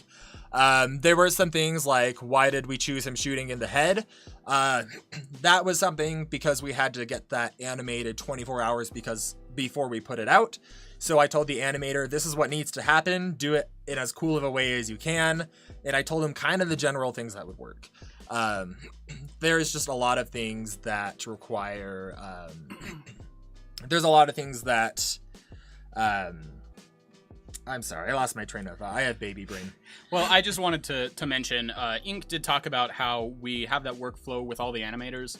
I'm the one who makes most of the final calls. I do get the input from the research team, and I take what they have to say into consideration. And we try to, whenever possible, come to a unanimous decision. But when there is anything left, I make the calls and I run them by Ink. So if you disagree with the research, I'm the one to blame. We have... how many people on the research team? 8? 7? I think so. That's There's a lot. good amount. And they are on all different parts of the spectrum for how to regard all of our characters. So it's not even that the whole research team is over here saying that Sonic shouldn't get these feats. We have a lot of people putting in hours of work to try and prove to the rest of us that Sonic should be stronger. And we've considered it in a ton of detail. It just doesn't hold up to the philosophy of the series. And then we have, oh, here's Lunge's comment. I don't know if this is the one that Stylish was asking about before. Saying characters don't have feats to back scaling up, which in my opinion is a bad argument, because positive characters logically wouldn't destroy a planet or a universe. Do you want to take this one? Do you know enough about what he's saying or stuff? I missed it. I'm sorry. I was handling some of the moderating stuff. So basically, we need feats to back up scaling, but we don't need... like, again, it comes down to showing the effort to try and showing a consistent intent. I don't want to say intent, because that gets people confused with authorial intent, which isn't what I mean. But showing that the character is, like, genuinely supposed to be that strong is what's important. And so to have planet-level durability, you don't need to blow up a planet. Although Sonic did do that in Sonic X, so there's your point about about good characters blowing up planets. But we weren't considering Sonic X. Right. We try to stick to the video games. But the point is, if they beat an enemy who's supposed to be planet level, that enemy has to display planet level power or durability, specifically durability. Otherwise, it doesn't matter. And that's what it all boils down to, is we're not expecting it. But also, it is going to hurt characters who are at planet level or above, because those feats are hard to display. But that is generally okay to us. That's a decision we're fine making, knowing that some of the very, very top end stuff is going to be brought down. Stop using game mechanics that contradict the lore. This also talks about how creator intent is bad, but we've talked about both these points already. We have the hierarchy we're using for feats, and that's not going to change. And we also don't try to use authorial intent for feats anyway. So, anything you want to add there? No, I agree. Trying to argue something based on author intent is an intentional fallacy, which is why we don't do it. By Gabe.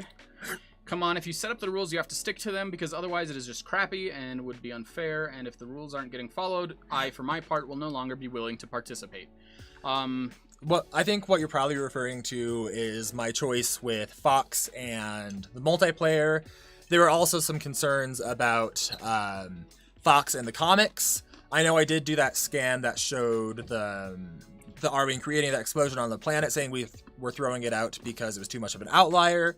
In reality, we wouldn't have used it at all to create a feat for Fox. We only use external things like that, such as comics or other alternative media to back up what we see in the games. We're never going to use stuff like that to create our own feats. Oh, I did use it to do Fox's Space Whale. There is a Space Whale in the first Star Fox game. It is only canonically his dad in the comics.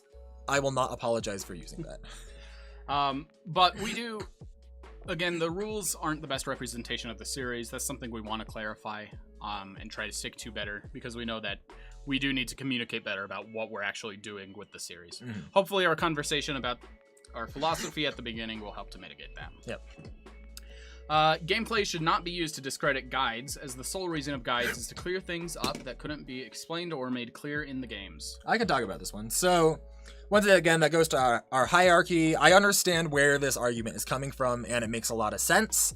But ultimately, if we want to make an argument for Smash Bracket, we need to stick to the rules of Smash Bracket. You're going to get people who say, yeah, but they say this in the statement. Yeah, they say this in the lore. And ultimately, it comes down to whether they're arguing for our series. A lot of people say, well, look at this stated in the game manual. Look at the statement from the creator. And in a different series, that would take precedent. But in Smash Bracket, it's just not an argument that works here. Once again, like we're seeing... never mind. Okay. It was Plato and Carl John. Yeah, don't. I'm sorry. Don't use, by Luigi, don't use any Paper Mario feats for Mario characters, don't use Archie or movie feats for Sonic, and don't use Jesse's for Minecraft story mode items or feats for Steve, and etc. We do try to stick to that as much as possible. Some of our characters are composite, like we composited classic and modern Sonic, which by some games they're the same thing, and by some they aren't. For the most part, we do try and keep characters, different versions, as separate as we can. Yeah.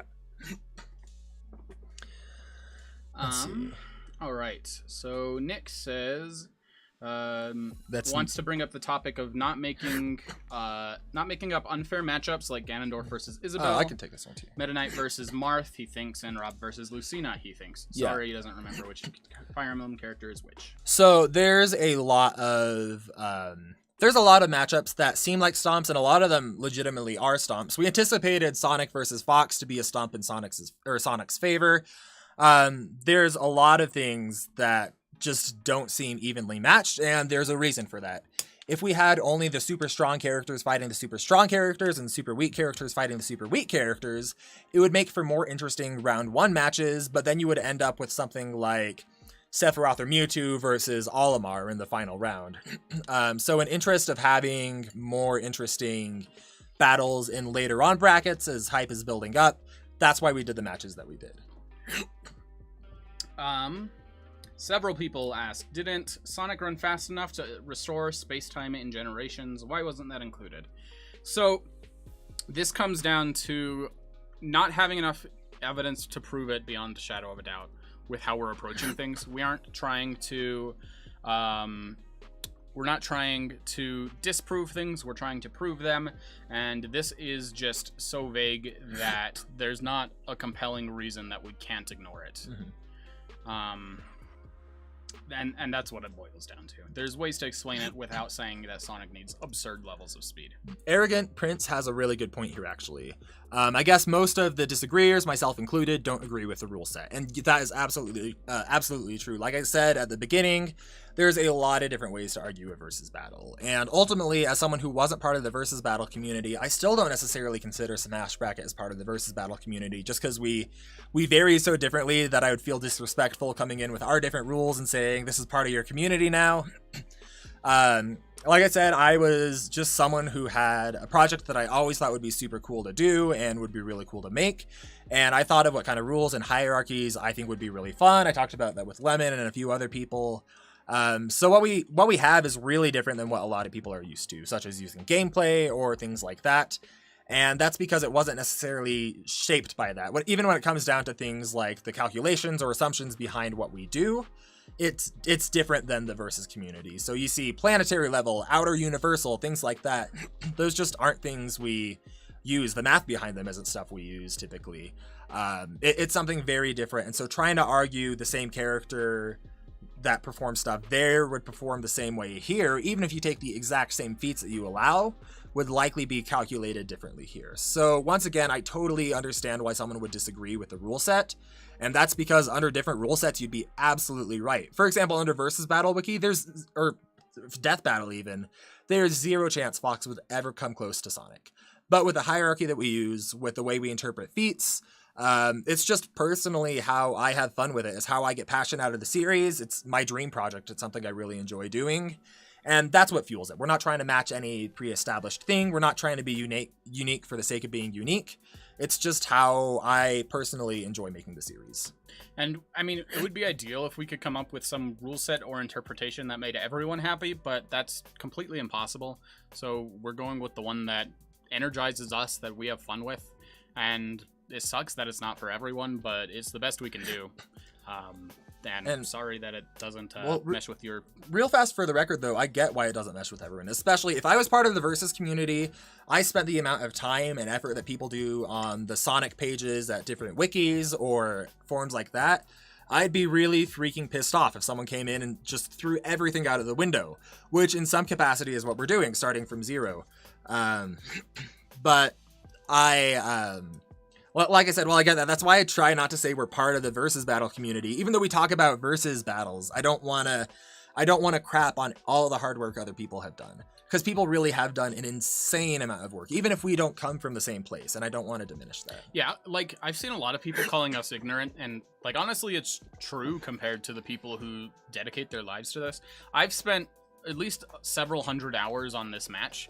But there are people who have, like, dedicated every day of their life for years to it, and I can't come close to that level of knowledge, no matter how much I learn.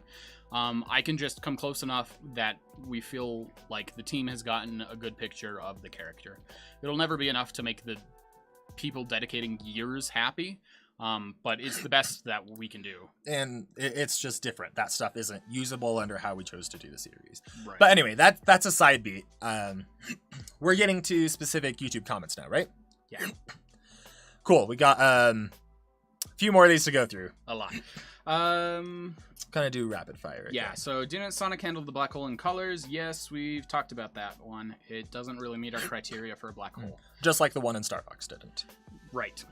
I mean, I don't want to be rude, but what? Ink, you look like mumbo jumble. I don't want to be rude, but isn't Super Sonic untouchable in his form? If that's true, then it wouldn't matter how fast the R-Wing is, since he wouldn't be able to hurt him. Yes, he's generally shown to be invincible, but first of all, that has limits in the game, and second of all, even if it didn't, we would still apply the limits of Sonic's highest durability. The reason that we do that is if something's shown invincible in universe, rather than saying it's invincible to everything, we need to take what it's actually endured and use that as the limit. An example is in Pikmin, there's an enemy, I think the final boss in Pikmin 3, who's invincible to all but a few very specific attacks from Olimar. And it would feel really lame to take fans of Supersonic or Hypersonic and say, yeah, Hypersonic might be able to beat all these characters, but can he beat the invincible 3-inch tall Pikmin boss? I don't think so. Just because it's never endured anything on the same level. It's not fun for characters of either series to just have them or give them infinite durability. We haven't had a good point to clarify how we're handling durability, but we did settle on a system that we're using internally at least. Generally, we look at the minimum consistent level that they've displayed for durability as the threshold that needs to be met for them to take damage.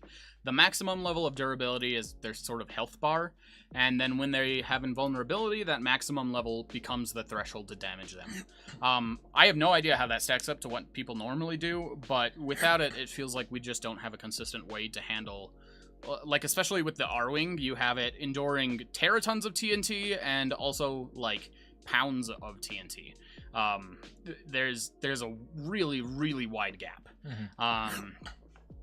And anyway, so it's just a difference in how we do it, I think, but it is how we're going forward. I think it's more fun.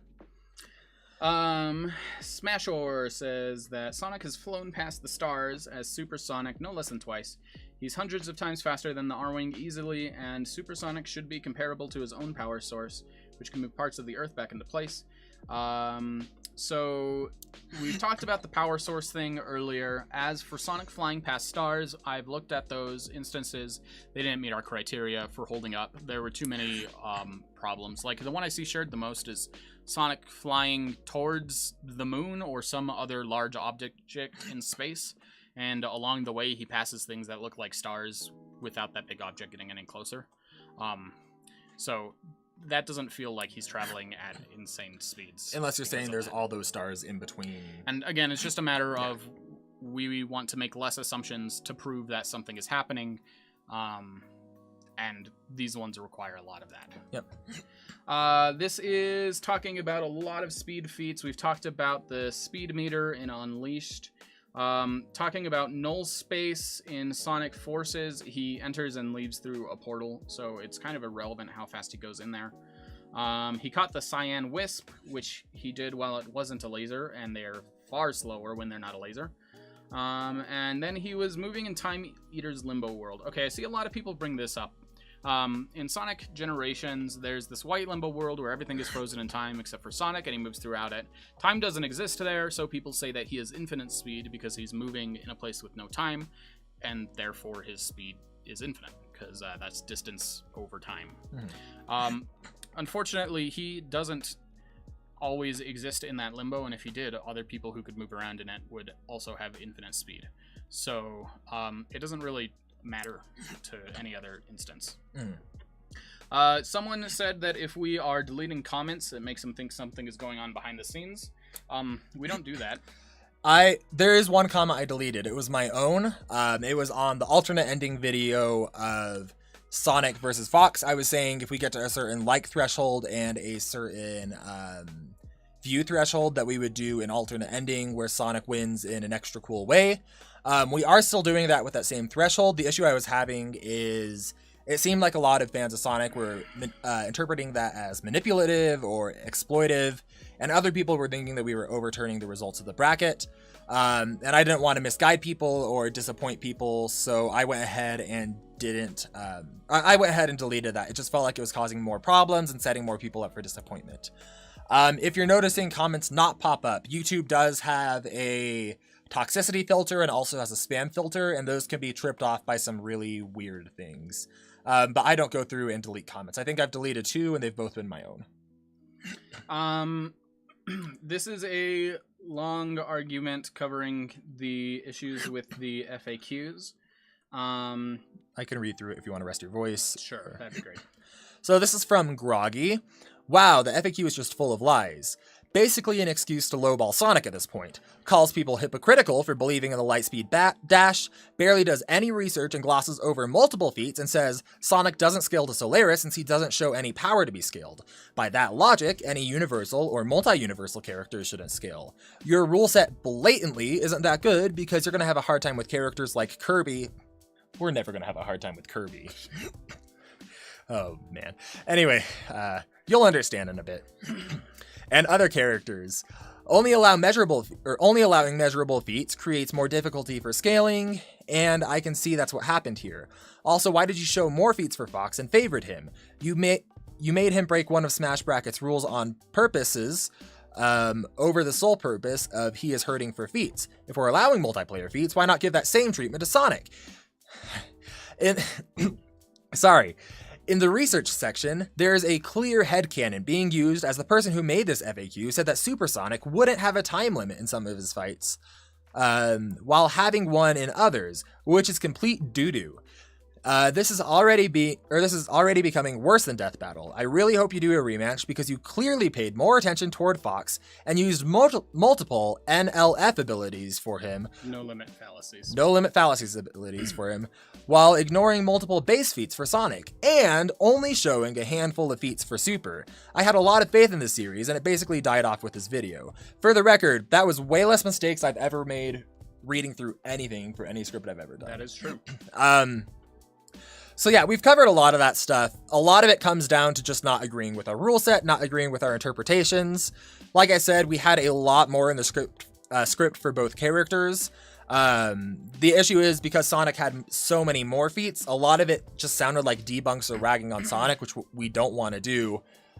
Even things like the fake out ending, where it seems like we were giving Fox a super cool way to come back. Sonic won that up until like a few hours before we were supposed to post the video, and that's why we had to delay it a week. We just thought it would be cool to extend the animation a bit further, show Super Sonic, because we didn't think that Sonic would be able to beat him in base form. Yeah. There are a few things in there that I did want to touch on. So we have showing more feats for Sonic. Feels like we favored him. In reality, we had dozens of times more feats for Sonic than we did for Fox. If it felt like we presented more for Fox, it was just because people are less familiar with him, and more familiar with Sonic and where he's at. So it's just easier to get across our interpretation of Sonic than it is for our level of Fox. I've actually only ever played like one half of a Star Fox game before doing this video, whereas I grew up with Sonic. The first internet forum I was ever on, I don't know if it exists. It was for Sonic Adventure 2 Battle. It was called like Chow Hippo Tank. Maybe Sonic fans know if that exists, but it was like a lot of random info about chows, and some person on there convinced me that you could make your chows friends, or you could make them enemies, or convince them that they're bullies to other chows. And I spent so many hours. Now it sounds like I have a bias against Sonic because I'm salty about this. That's not it. I'm just upset about that form. But anyway, a chow would have won. A chow would have won. What could Sonic do to a chow? Okay. Also, we talked about the multiplayer stuff here.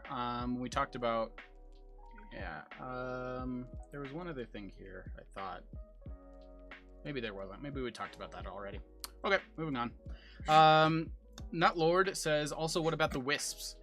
There are a lot that can easily defeat Fox. If Sonic can get Fox out of the R-Wing, he can use the Cyan Laser Wisp or the Black Hole Wisp.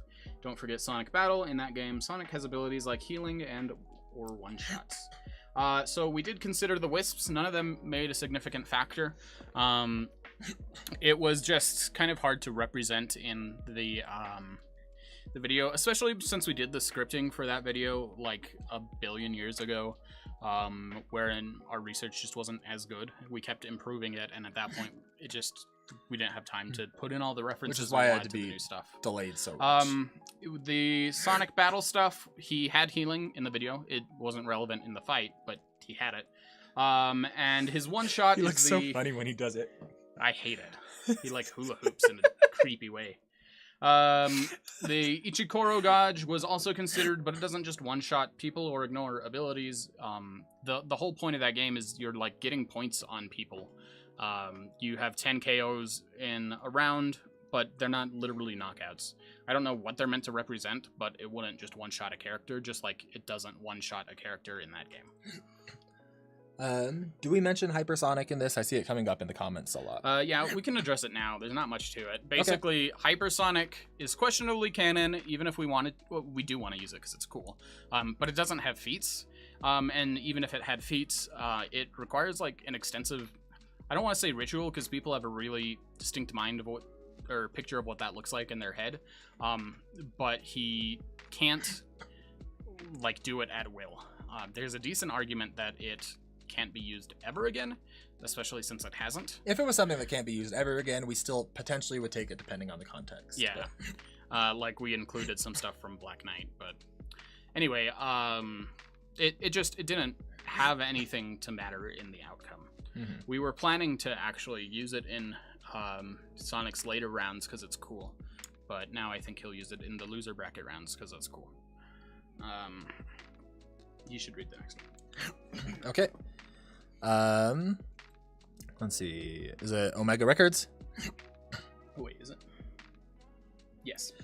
I don't really know how I feel about vehicles being part of a fighter, especially when it's mass-produced and not unique to the character, like the R-Wing. If it's not a character power, or it's not a character power-up, but an entirely different mechanism, not special to that character. And it would scale to anyone who could teleport in it, freeze time to the same power level, Chaos Control can do both, and have changed the flight. Mewtwo's teleportation, Pneumonia's faster... Don't worry about that one. That's a spoiler for people. Okay. Kirby's Warp Star could get them in the cockpit. So do they get the same boon as the R-Wing? Or can they not get into it because it's theirs? So characters could feasibly get in the R-Wing. We've talked about the possibility of that for others. The reason we include it is because... you can't get an accurate picture of Fox without the R-Wing. He has the R-Wing and almost... He doesn't have it in Adventures, does he? He does have it in Adventures. Gotcha. But also, even when it comes to R-Wings, there's different... even when it comes to R-Wings, there's different R-Wings for each character, but things like that. Yeah, so he does have a special one. We even included, like, with Falco versus Falcon, Captain Falcon, we had 2 scenes where the R-Wing, like, the vehicles were stolen and used. So someone relying on equipment is kind of a weakness that can be exploited. So yeah. Dislikes do help with algorithm. That's true, but that's not why we did it. We had Sonic winning, like I said, several times throughout the animation, which is why there's so many parts where it seems like it ends. I saw people say, I couldn't tell who was going to win, and that's because we couldn't either. But yeah, that didn't have anything to do with it. That's one Sonic guy says, to remind all of you about this rule set crap, it's just a bunch of statements with no proof. Literally, if you look in the section which talks about Supersonic, they say Supersonic doesn't scale to multi-dimensional threats for absolutely no reason other than my headcanon. It's sad, man. We do not have proof for our rules, I suppose. I'm not sure what that would mean. It's just how we're approaching the series. But you're right, we operate things in a different way than you're used to. Mm-hmm. And real fast, to the moderators, Wind, if people don't understand the rules or are arguing against it, that's fine. You don't need to get after people for that unless they're being toxic. If people are arguing for a different rule set, they're not arguing the same series, it's not going to be convincing, so you don't have to worry too much about it. That guy also says, your FAQ is just a justification to downplay Sonic even further. Stop using it as a reason to disregard evidence presented to you by people who are knowledgeable on Sonic because you clearly aren't. The FAQ is just us explaining Get roasted. Our reasoning. We haven't tried to use it as a justification for anything. It's just, this is what we have thought of some of the most common things that we've been asked. We do listen to people who are more knowledgeable than us, even if we don't take away the same interpretations as they do. Mm-hmm. Let's see. The entire thing... Is that the next one by Laser? Yeah. So by Laser, the entire thing was made by Sonic haters. Come on, there's no way that the people who wrote this are this ignorant as to what Sonic can do. Even showcase-wise, I only need a few cases, just to say that you purposely rigged this battle. Once again, not Sonic haters. We definitely knew what Sonic could do. There are just things that didn't hold up in our... There's just things that didn't hold up under our rule set. Once again, I see a lot of people saying Sonic would beat Fox so easily, and that's true depending on your hierarchy of how you interpret things. But once again, if you need to argue who wins, you have to do so under this rule set. Otherwise, like I keep saying, you're arguing for a different series. Okay, this is another really long one. Do you want me to read it so you can rest your voice? I got it, because I'm just going to speed around these. So, the animation was good, but God, the Sonic research was so lame. Starting with Omega's scan. You put so much disappointment into that word, you really captured it. It looked like he was disappointed. It did.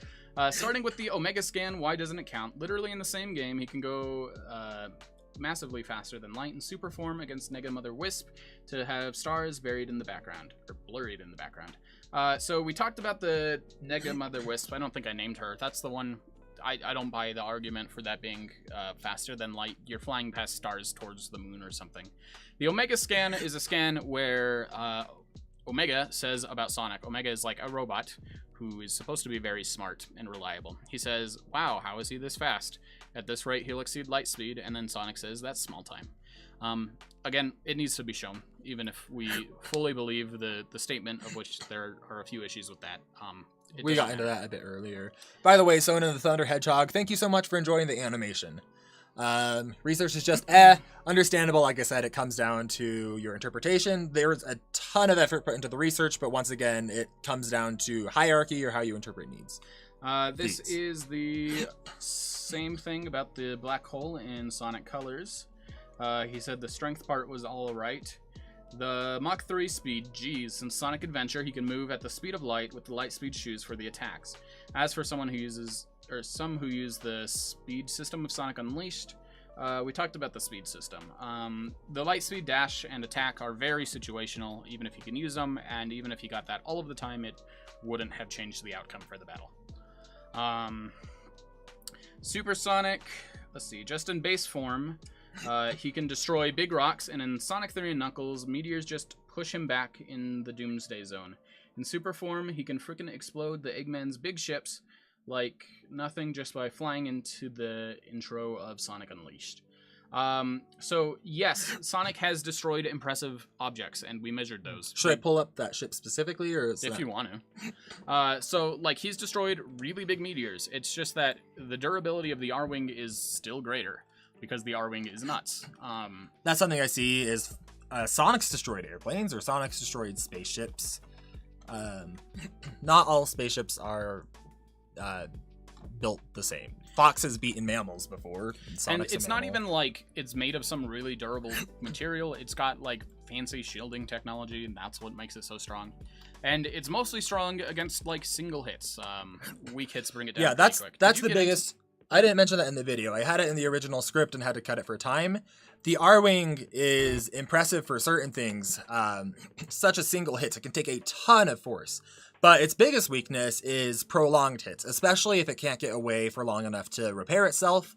For example, you see on the planet Solaris, Solaris, the planet Solar, the temperatures are hot enough that it slowly wears it down. So that was one of the win conditions we had for Sonic, is if he could hold on to the R-Wing, he could potentially wear it down with chaos energy, because Sonic is just perpetually putting out this energy. He theoretically doesn't even need to punch something. If he can just touch it, the energy's going to hurt it. And he could honestly do it pretty fast, and it was a reliable win condition for him, just not reliable enough to take the whole match. Right. Let's see, where does he fly through? It's close enough right now. Okay, that scene where he gets trapped by Eggman is so dumb. Okay. Alright, you ought to see this now. Let me bring this over. So this is the scene they're talking about with the spaceships, right? A little bit after this, but yeah. Alright, you're good. Cool. So, let me go back a bit for the context.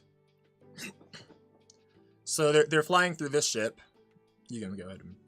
Yeah, I mean, the argument is that in this scene, Sonic is destroying a lot of these ships, and therefore should scale to whatever it takes to destroy these ships. But, they're destroyed by, like, a huge amount of explosions that happen in a chain reaction. So whatever Sonic is doing to them is not... Like, it's not one-shotting this ship. He's not scaling to the destruction of this vehicle. Mm-hmm. He could be triggering something, but let's say he did scale to this. It wouldn't be even close to his most impressive feat. Yeah, that arc is nuts. Yeah. Anyway, that's that. Let me switch over to... And then talk about the form that defeated Perfect Chaos, Negative Mother Wisp, G. Emerald, and multiversals like Solaris and Egg Wizard, along with Blaze. And a simple explosion to deactivate the transformation is a bit weird. It is weird, but it wasn't a simple explosion. The Smart Bomb is absurdly strong. It's just well above what Sonic was able to deal with. I would agree with you if we didn't have the numbers to back up how crazy it was. Not much more to say about it. Originally, we didn't. That was one of the reasons we had Fox flying into space and getting hit through the moon, is we just didn't have those numbers on the Smart Bomb or things like that. And then I went to edit the video and put it up, and I went to get footage, and I was like, oh, crap. We missed a lot for Fox. Anyway. You want me to read this one, or you want to? So, Wish Bush Wash Bosh says... Great video, but like 90% of the comment section, I still think Sonic should have won. Particularly, what I want to highlight is in the game Sonic 4, episode Metal, there's a cutscene where Sonic flies from Earth to Eggman's base in space in around 15 seconds. In the cutscene, they gave a number from where Metal Sonic was to this base, around 300 billion. Now, there wasn't a unit of measurement for that number. However, if it would have been either kilometers or miles, because anything else wouldn't be enough distance or would be too much distance, considering it had to be in the same galaxy, I've seen multiple calculations that would put this around 700 to 1,000 times the speed of light, which Sonic scales to metals. I know that there's probably a lot of other comments typing comments like this one. I just wanted to type this because I think it fits into the rules you have for Smash Bracket, considering that Meta Knight performed another feat like that in his episode. If you read the end of this essay that I typed on my phone, thank you. Edit, some people might say Sonic 4 isn't canon because I never got to the planned third episode, but they also used Star Fox 2 for multiple important feats, which was cancelled for Star Fox 64, which was the series reboot. Yeah, so we've basically talked about this one already. He had some more details. I addressed this more in the FAQ. Mods, I don't know if you have that. It's pinned on the YouTube video if you could link it. What is? The FAQ. Because I go into more detail here. Basically, our numbers came up really different. It's not that impressive, even if Sonic scales to it. Mm-hmm. And that kind of goes back to, like we said, we just have different calculations behind stuff. The Lego Admiral Akbar says, uses Star Fox comic, but doesn't use Sonic comics, doesn't use Hypersonic, Supersonic is invincible, he didn't use Wisps or power-ups. Okay, so Wisps and power-ups were considered. We've talked about Supersonic's invincibility and Hypersonic, so I guess the Star Fox versus Sonic comments, if you want. They would be in the same situation. I guess we didn't talk about the Sonic comics. But they would be in the same boat where they're not going to be creating feats for Sonic, just like they didn't for Fox. So even if we used them, it wouldn't have changed anything. All right, I think we're near the end. We got two more. Oh. That third one is just the first one. So this one is from 4th Cons 08. I know he was in this chat earlier. I told him specifically I'd answer this question, so I hope he's here to see it. I think we've talked about most of it, but I'll read through it because he was very friendly. He says, all right, I want to have a friendly debate, so please answer. I just found out that in the Sonic Unleashed manual, it says that Sonic is faster than light, which is proven by the light speed dash, where Sonic dashes forward at the speed of light. Stop me if you have anything to say on any of these, because it's a long comment. I have looked through. I don't know if there's a different comment talking about the light speed dash in the manual. I will say the thing that most people share with me from the Sonic Unleashed manual isn't actually from the Sonic Unleashed manual, but I don't know what he's referring to specifically here, so that might not be the issue. If that's not enough, listen to this. The laser is the fastest thing on our Earth, and it's able to travel at more than 670 million miles per hour, and Sonic has dodged several lasers. So the assumption here is this seems like a laser. Lasers on our Earth travel at this speed, so it's probably traveling at this speed in their game. It just doesn't work with how we do the series. Everything we see in the game, we measure how fast it's going, if it's in a cutscene, if it's in gameplay, rather than assuming things are at the speed of light, unless, once again, it shows very deliberate intent to get it there. One more thing. Once scientists put a clock on a plane traveling at light speed and compared it to another one fast enough to the point that when he went backwards and forwards in time with no difficulty, I skipped a line. That explains why it's so confusing.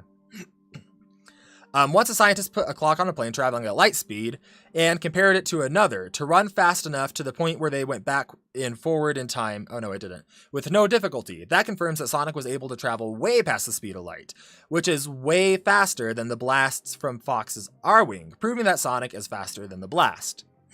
I'll let you take that one. That point specifically? Yeah, so we know what you're talking about. Humans haven't made anything close to the speed of light as far as an aircraft.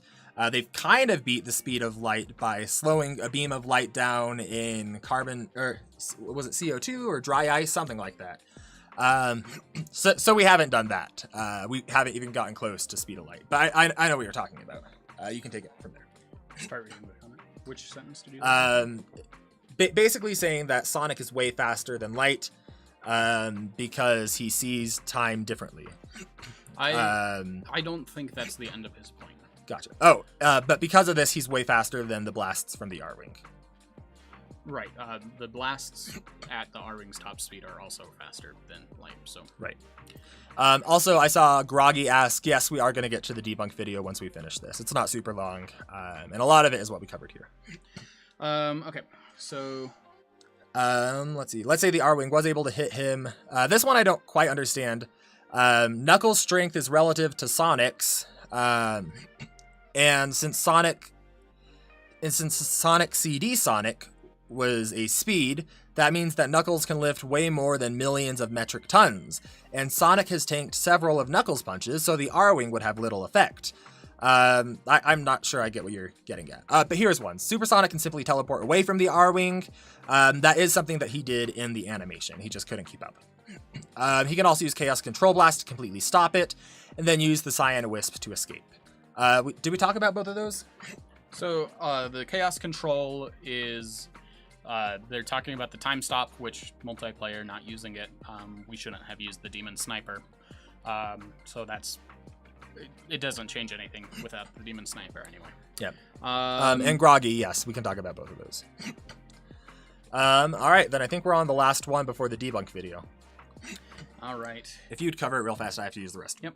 Gigano Terror says, okay, the research in this was very, very bad and wrong for multiple reasons. Loser. I know. Sonic easily stomps the whole verse in his base alone. But the editing and animations were nice, I know that. But what ruined it is how awful the research is, to the point where I doubt that the researchers even researched Sonic's feats correctly. When you have feats such as Emerald Splitting Planets, arc piercing celestial bodies, stars in case, base Sonic scales, by the way, the final Egg Blaster capable of obliterating more than at least tens of stars in one attack, Supersonic scales above, by the way, due to Eggman keeping using the emeralds to power his machines up and calling them the ultimate power, at a time where it took place some years after battle, Wisps stopping Planet Buster black holes. Dark Gaia Awakening, simple enough.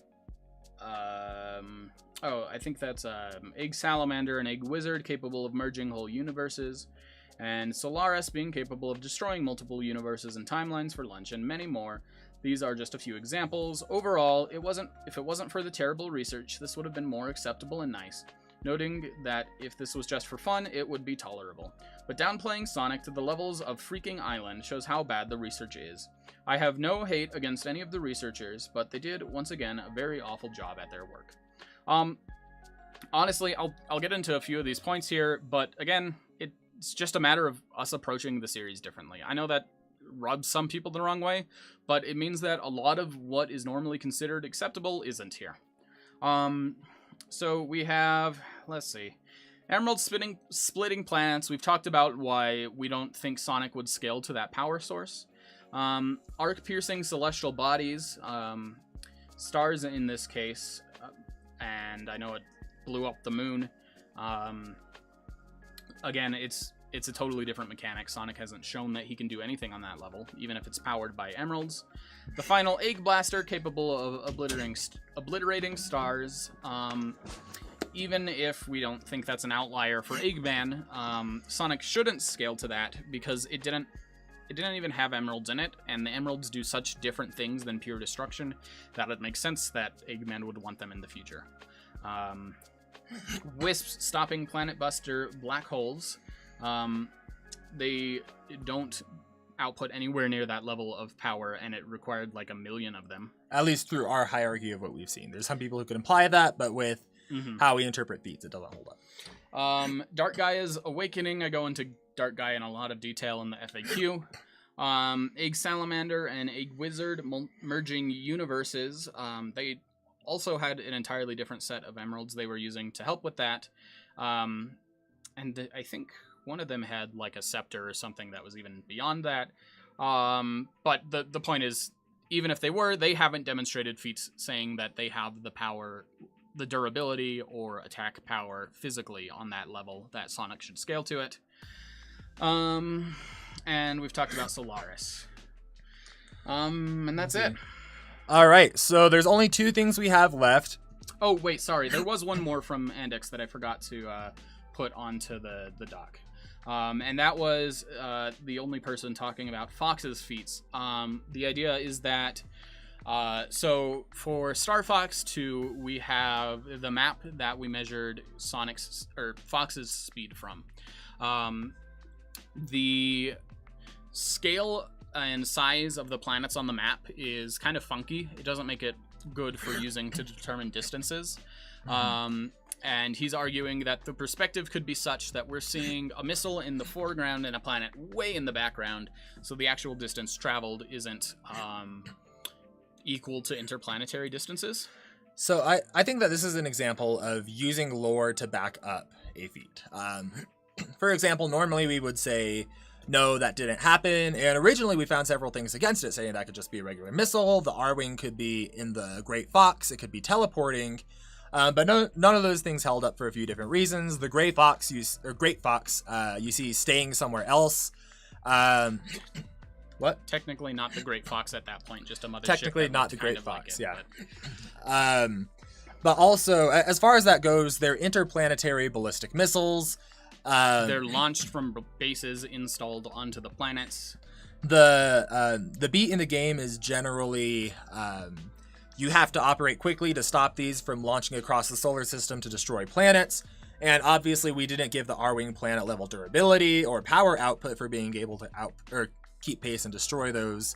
But we can see those traveling across the solar system really quickly. The general layout of the solar system matches up with other depictions of the Lilat system.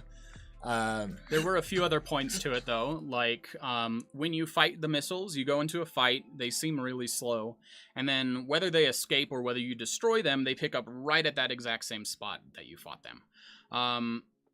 And the missiles do move when you visit the planets, though. Andix, for what that's worth.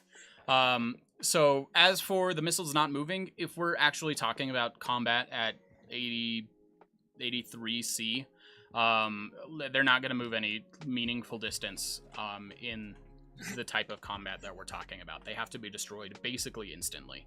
If they were moving slower, there's a chance. And that's a good example of us not actually requiring like gameplay to be extremely measurable and real-time speeds of light speed, because it's got so much else backing it up.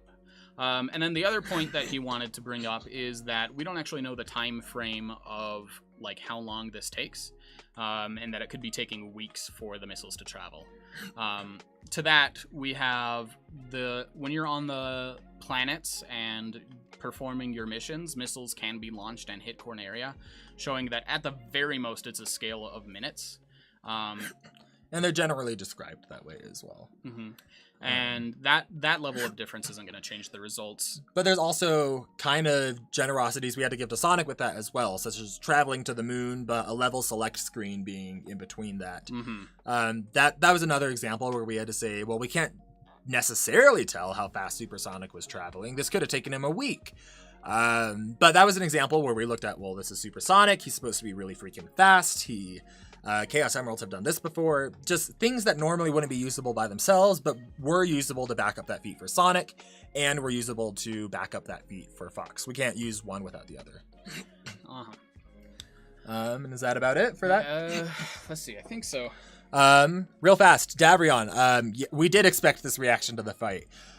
We had this reaction to the fight at first, because you're like, there's no way Sonic loses this. He's freaking Sonic the Hedgehog. We had to put it up against each other. We had a poll in the team server trying to predict what the like-dislike ratio would be, and we didn't want to do it. Like I said, I'm a fan of Sonic, and I don't like disappointing people. It's kind of the nature of this job with this specific series. But yeah, we expected backlash, and it's unfortunate to see. We really did put a lot of work into it.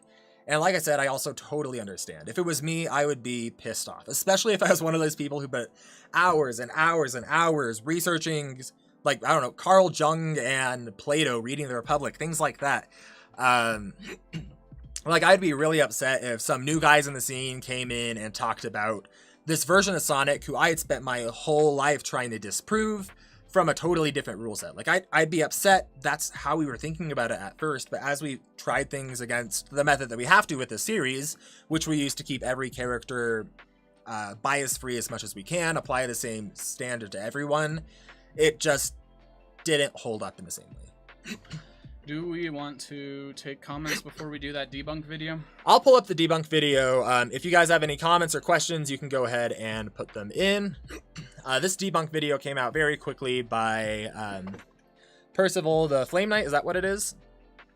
In the interest of disclosure, I didn't watch it all the way through. I thought like it wouldn't be fair to him if in front of, I don't know, like 50 people, I had all this time to prepare for it.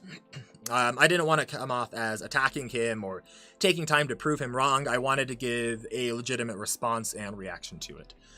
So we can watch through it a bit more. As I pull it up, in general, what I'm expecting to see is arguments that come from a different hierarchy than we can use. Things that kind of shift the goalpost of how we're measuring things. But like I said, it could be different as well. So we can go through both of those, but let's see. Any questions we missed? I haven't seen anything recently, no. All right, then I can go ahead and pull this up.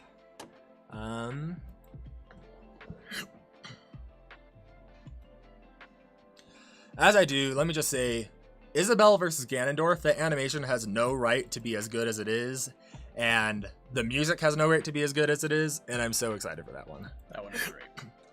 Yeah. Make sure you mute the video while watching because it'll be copyrighted. Oh, thanks for that. All right. So let's show screen. Here we go. So I just got done watching Fox versus Sonic from Smash Bracket, and it is freaking cringe. Now we can only use calcs because of their rules, so I'm going to show why Sonic absolutely bodies. We'll start with speed. So it sounds like he's going to be using the same rules as us, which actually would provide a really great debunk if he sticks within the rules and proves it otherwise. Like I said, none of us have watched through it entirely. I wanted it to be fair. Who wrote this? That was me. That's from the FAQ. I know. So isn't the speed, light speed dash slower than Sonic's top speed, meaning he's faster than light and base? We already kind of talked about that. We'll go forward to his point with it. Let's see. There we go. Wrong. Also could be wrong he's or wrongly.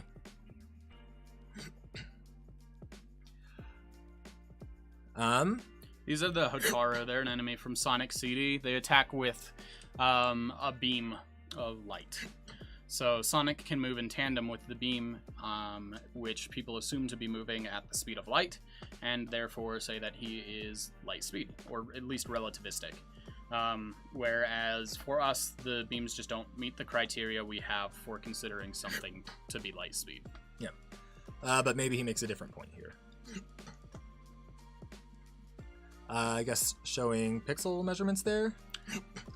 Okay, so Sonic CD in-game. This one is simple. In Sonic CD, Sonic fights Hotaris, is that how you say it? These light bulb enemies who fire light. Originally, I thought it would be best if I found Sonic's spin dash speed in relation to them, but that would involve me recording the game myself or finding some footage of the game. Where someone felt the need to spin dash during this fight for whatever reason. Oh man, I get that struggle. Trying to put people never want to upload videos of them sucking at video games, and so it's so hard to get footage of people getting hit by stuff. If anyone wants to start a new trend of getting hit by everything as opposed to the no-hit runs that are common, we would appreciate it. When I was doing the Mega Man video, which we didn't end up keeping, oh man, there's the only video that was usable. Someone was so ticked off at him for uploading. They're like, why would you upload this when you're so bad at the game? So anyways, he's using pixel measurements. We established it doesn't hold up. This is from Sonic at a complete halt to a run, not even full speed. By the way, classic Sonic has a wonky physics engine where you start off your run pretty darn slow. So that should put this into perspective. Which would be gameplay, but we allow for gameplay. This is the same enemy from a cutscene where he does the same measurements. I've read through this thread. Okay. It's a thread? Yeah. Okay. The instances of the lasers dodging the sequence are likely some degree of relativistic. But it's the same issue. You can actually... The scene has light, like, lighting up the room faster than the beams, which I find fun. Yeah. Stylish, thank you so much for being here and for your help as a moderator. The server is so much less of a headache to both of us because you're here. And all the new mods. And all the new mods. Let's see. Hotaris reappears in Sonic Mania for a boss fight. Bet you didn't know that, I didn't know nerd. The Hotaru Hiwatt itself shoots its laser in one frame, and Sonic does not move very far in that time. I won't bother calculating that, but I would predict it would be somewhere in the sub-relativistic range. Anyway, the smaller enemies appear on screen again, and this is where it's quantifiable. Anything to add there? No, it's... Yeah, nothing here. And that's more of the same. Just doesn't hold up. Once again, these could hold up, but he's arguing for a different rule set. It doesn't work here.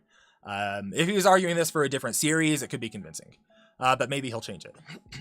Sonic starts off about 34 pixels away from the Hotaru, and then is 1 pixel near. So this is more of the same. Let's see. Unless someone is seriously going to debate that the internet does not work in the same way in Sonic as it does in real life, this feat is pretty much non-debatable. Okay, that's from a different part of the document where it's talking about Shadow reacting to the light speed circuit.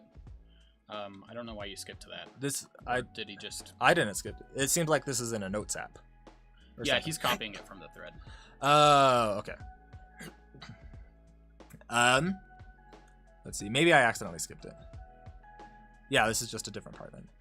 Of oncoming obstacles that go through the circuit. Unless someone's seriously going to debate that the internet does not work in the same way in Sonic as it does in real life, this feat is pretty much non-debatable, unless you really insist on arguing hyperbole whilst not understanding what hyperbole means. I'm starting to get a feeling that it's maybe a catch-all for a lot of things. Is even like the stuff in parentheses from the thread?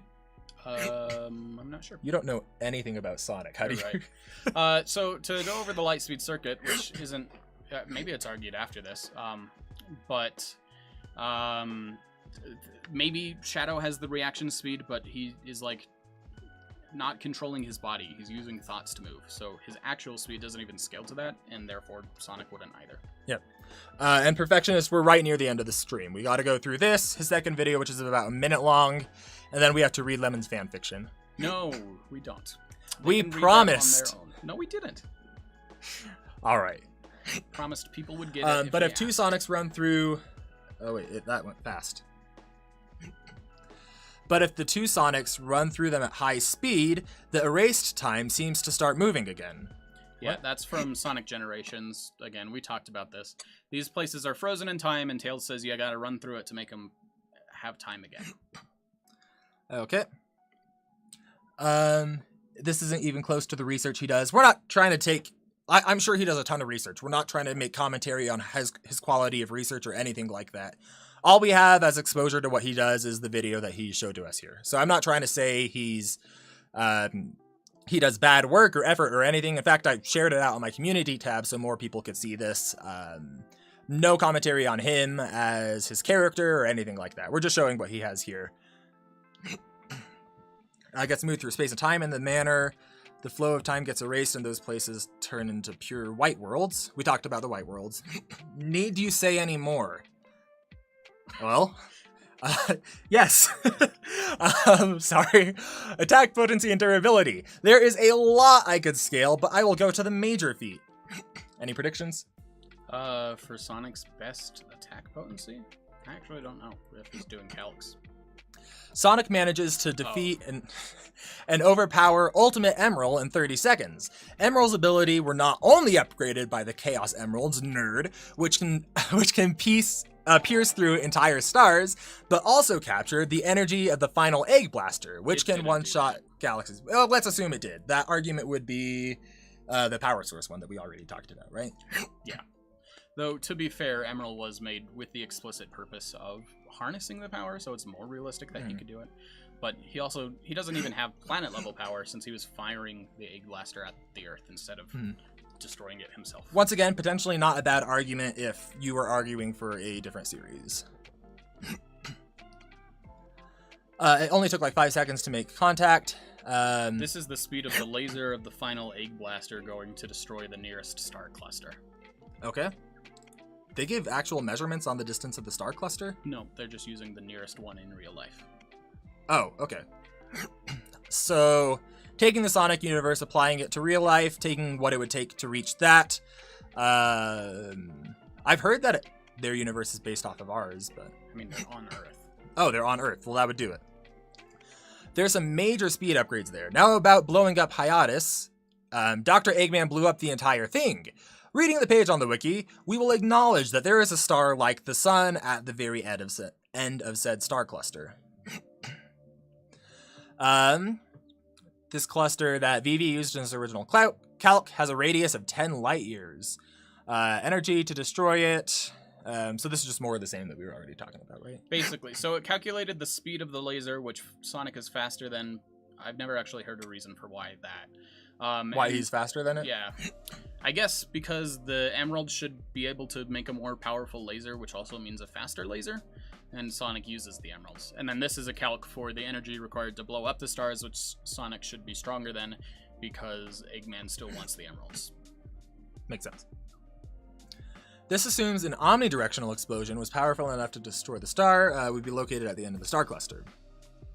Multi-solar system level for destroying multiple star systems. Who would have guessed? Chaos Emeralds as... Dr. Eggman would be looking for those when he blew up the star cluster. It would make no sense for the Chaos Emeralds to be weaker than the weapon used by Dr. Eggman. I will point out, the Emeralds do like a lot of things that weapons don't do. Like moving continents, arguably, bringing Sonic back to life. Does this hold up to that atomic bomb argument you made, or did you already say that one? I didn't say that one. That's kind of another argument for the power level, or power source scaling, is that people say that, like, the Emeralds have displayed planetary strength, and therefore anyone using them should have that strength. But the strength isn't the same across all contexts or usages. So without that being demonstrated, we can't say that that's what happened. My example that Ink was talking about is that an atomic bomb works by, like, detonating atoms. But if you were to take those atoms out of the bomb, they're nowhere near as much of a threat.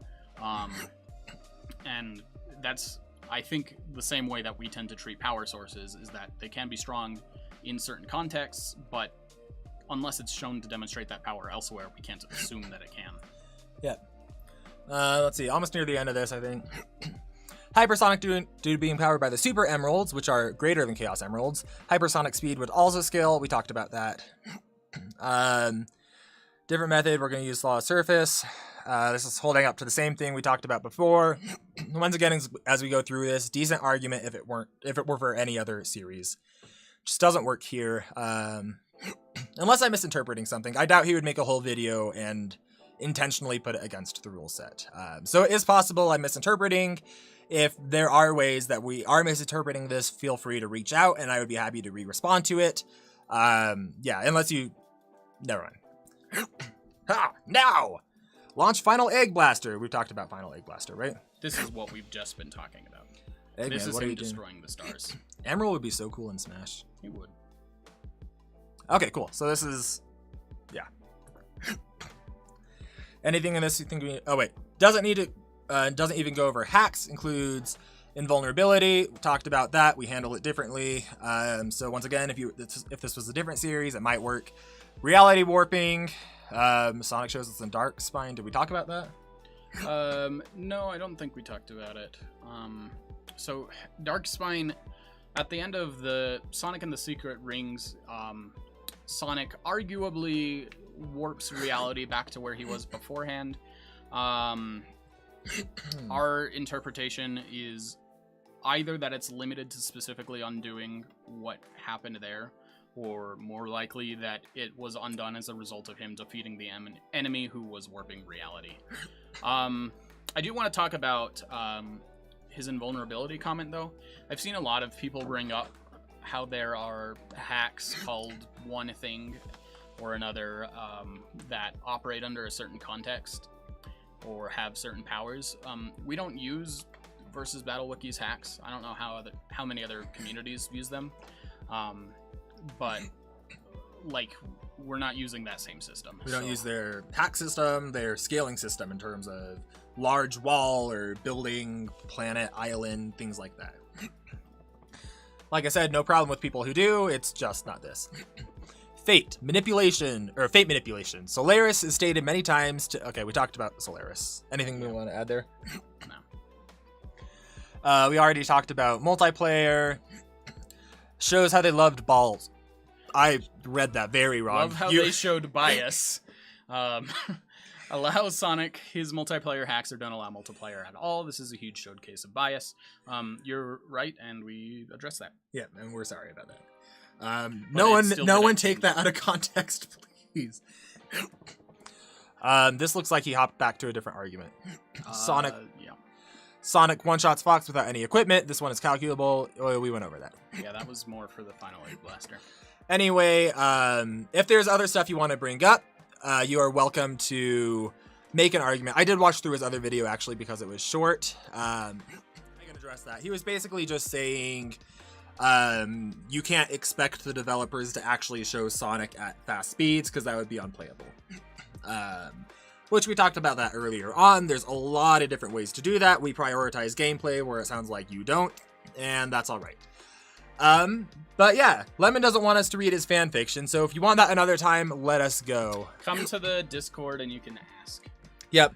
But as far as that, Percival, if you're watching this, really, once again, thank you for making that. We do want to be checked and refine our research. You're not going to see us use multiplayer items in future Star Fox episodes. That wasn't something we should have done, even if we do decide to use the durability, because I mentioned it earlier.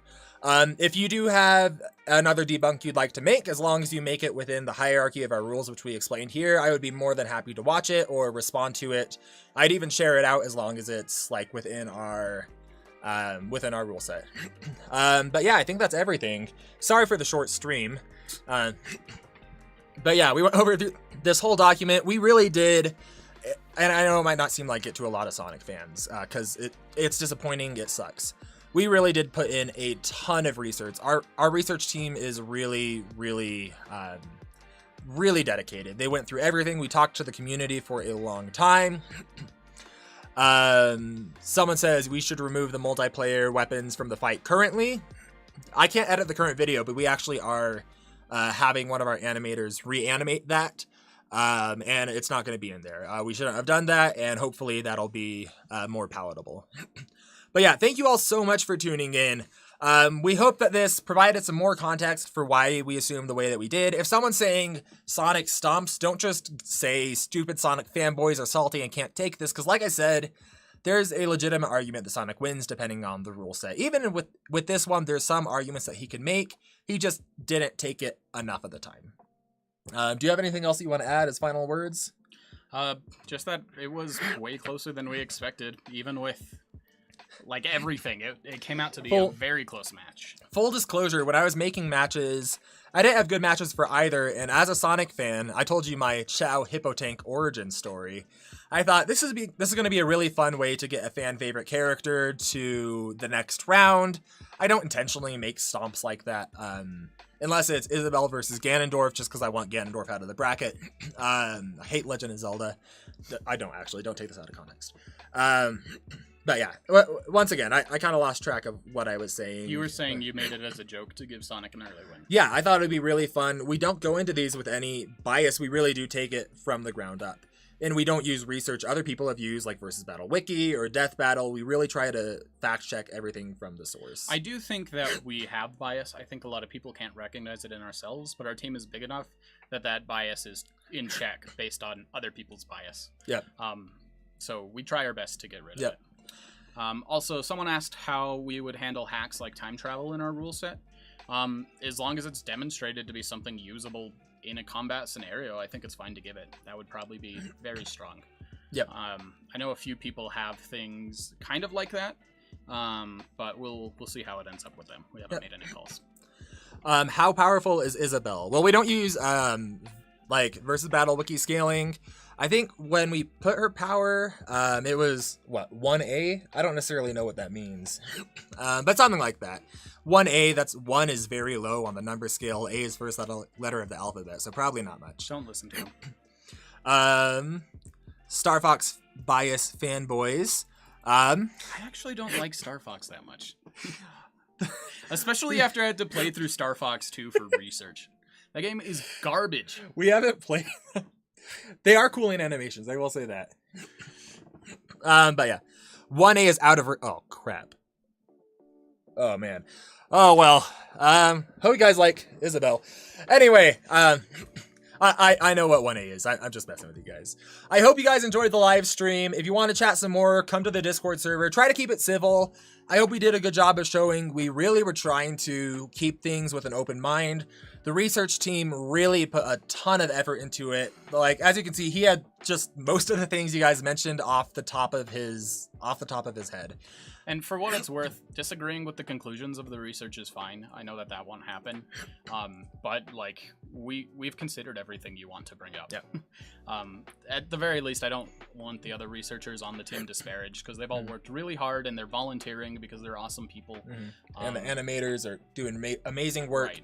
We even researched Carl Jung and Plato and all sorts of stuff like this. So go ahead and blame me if you don't like the conclusions of the research, but please keep in mind that the other people are people and have feelings, so be nice.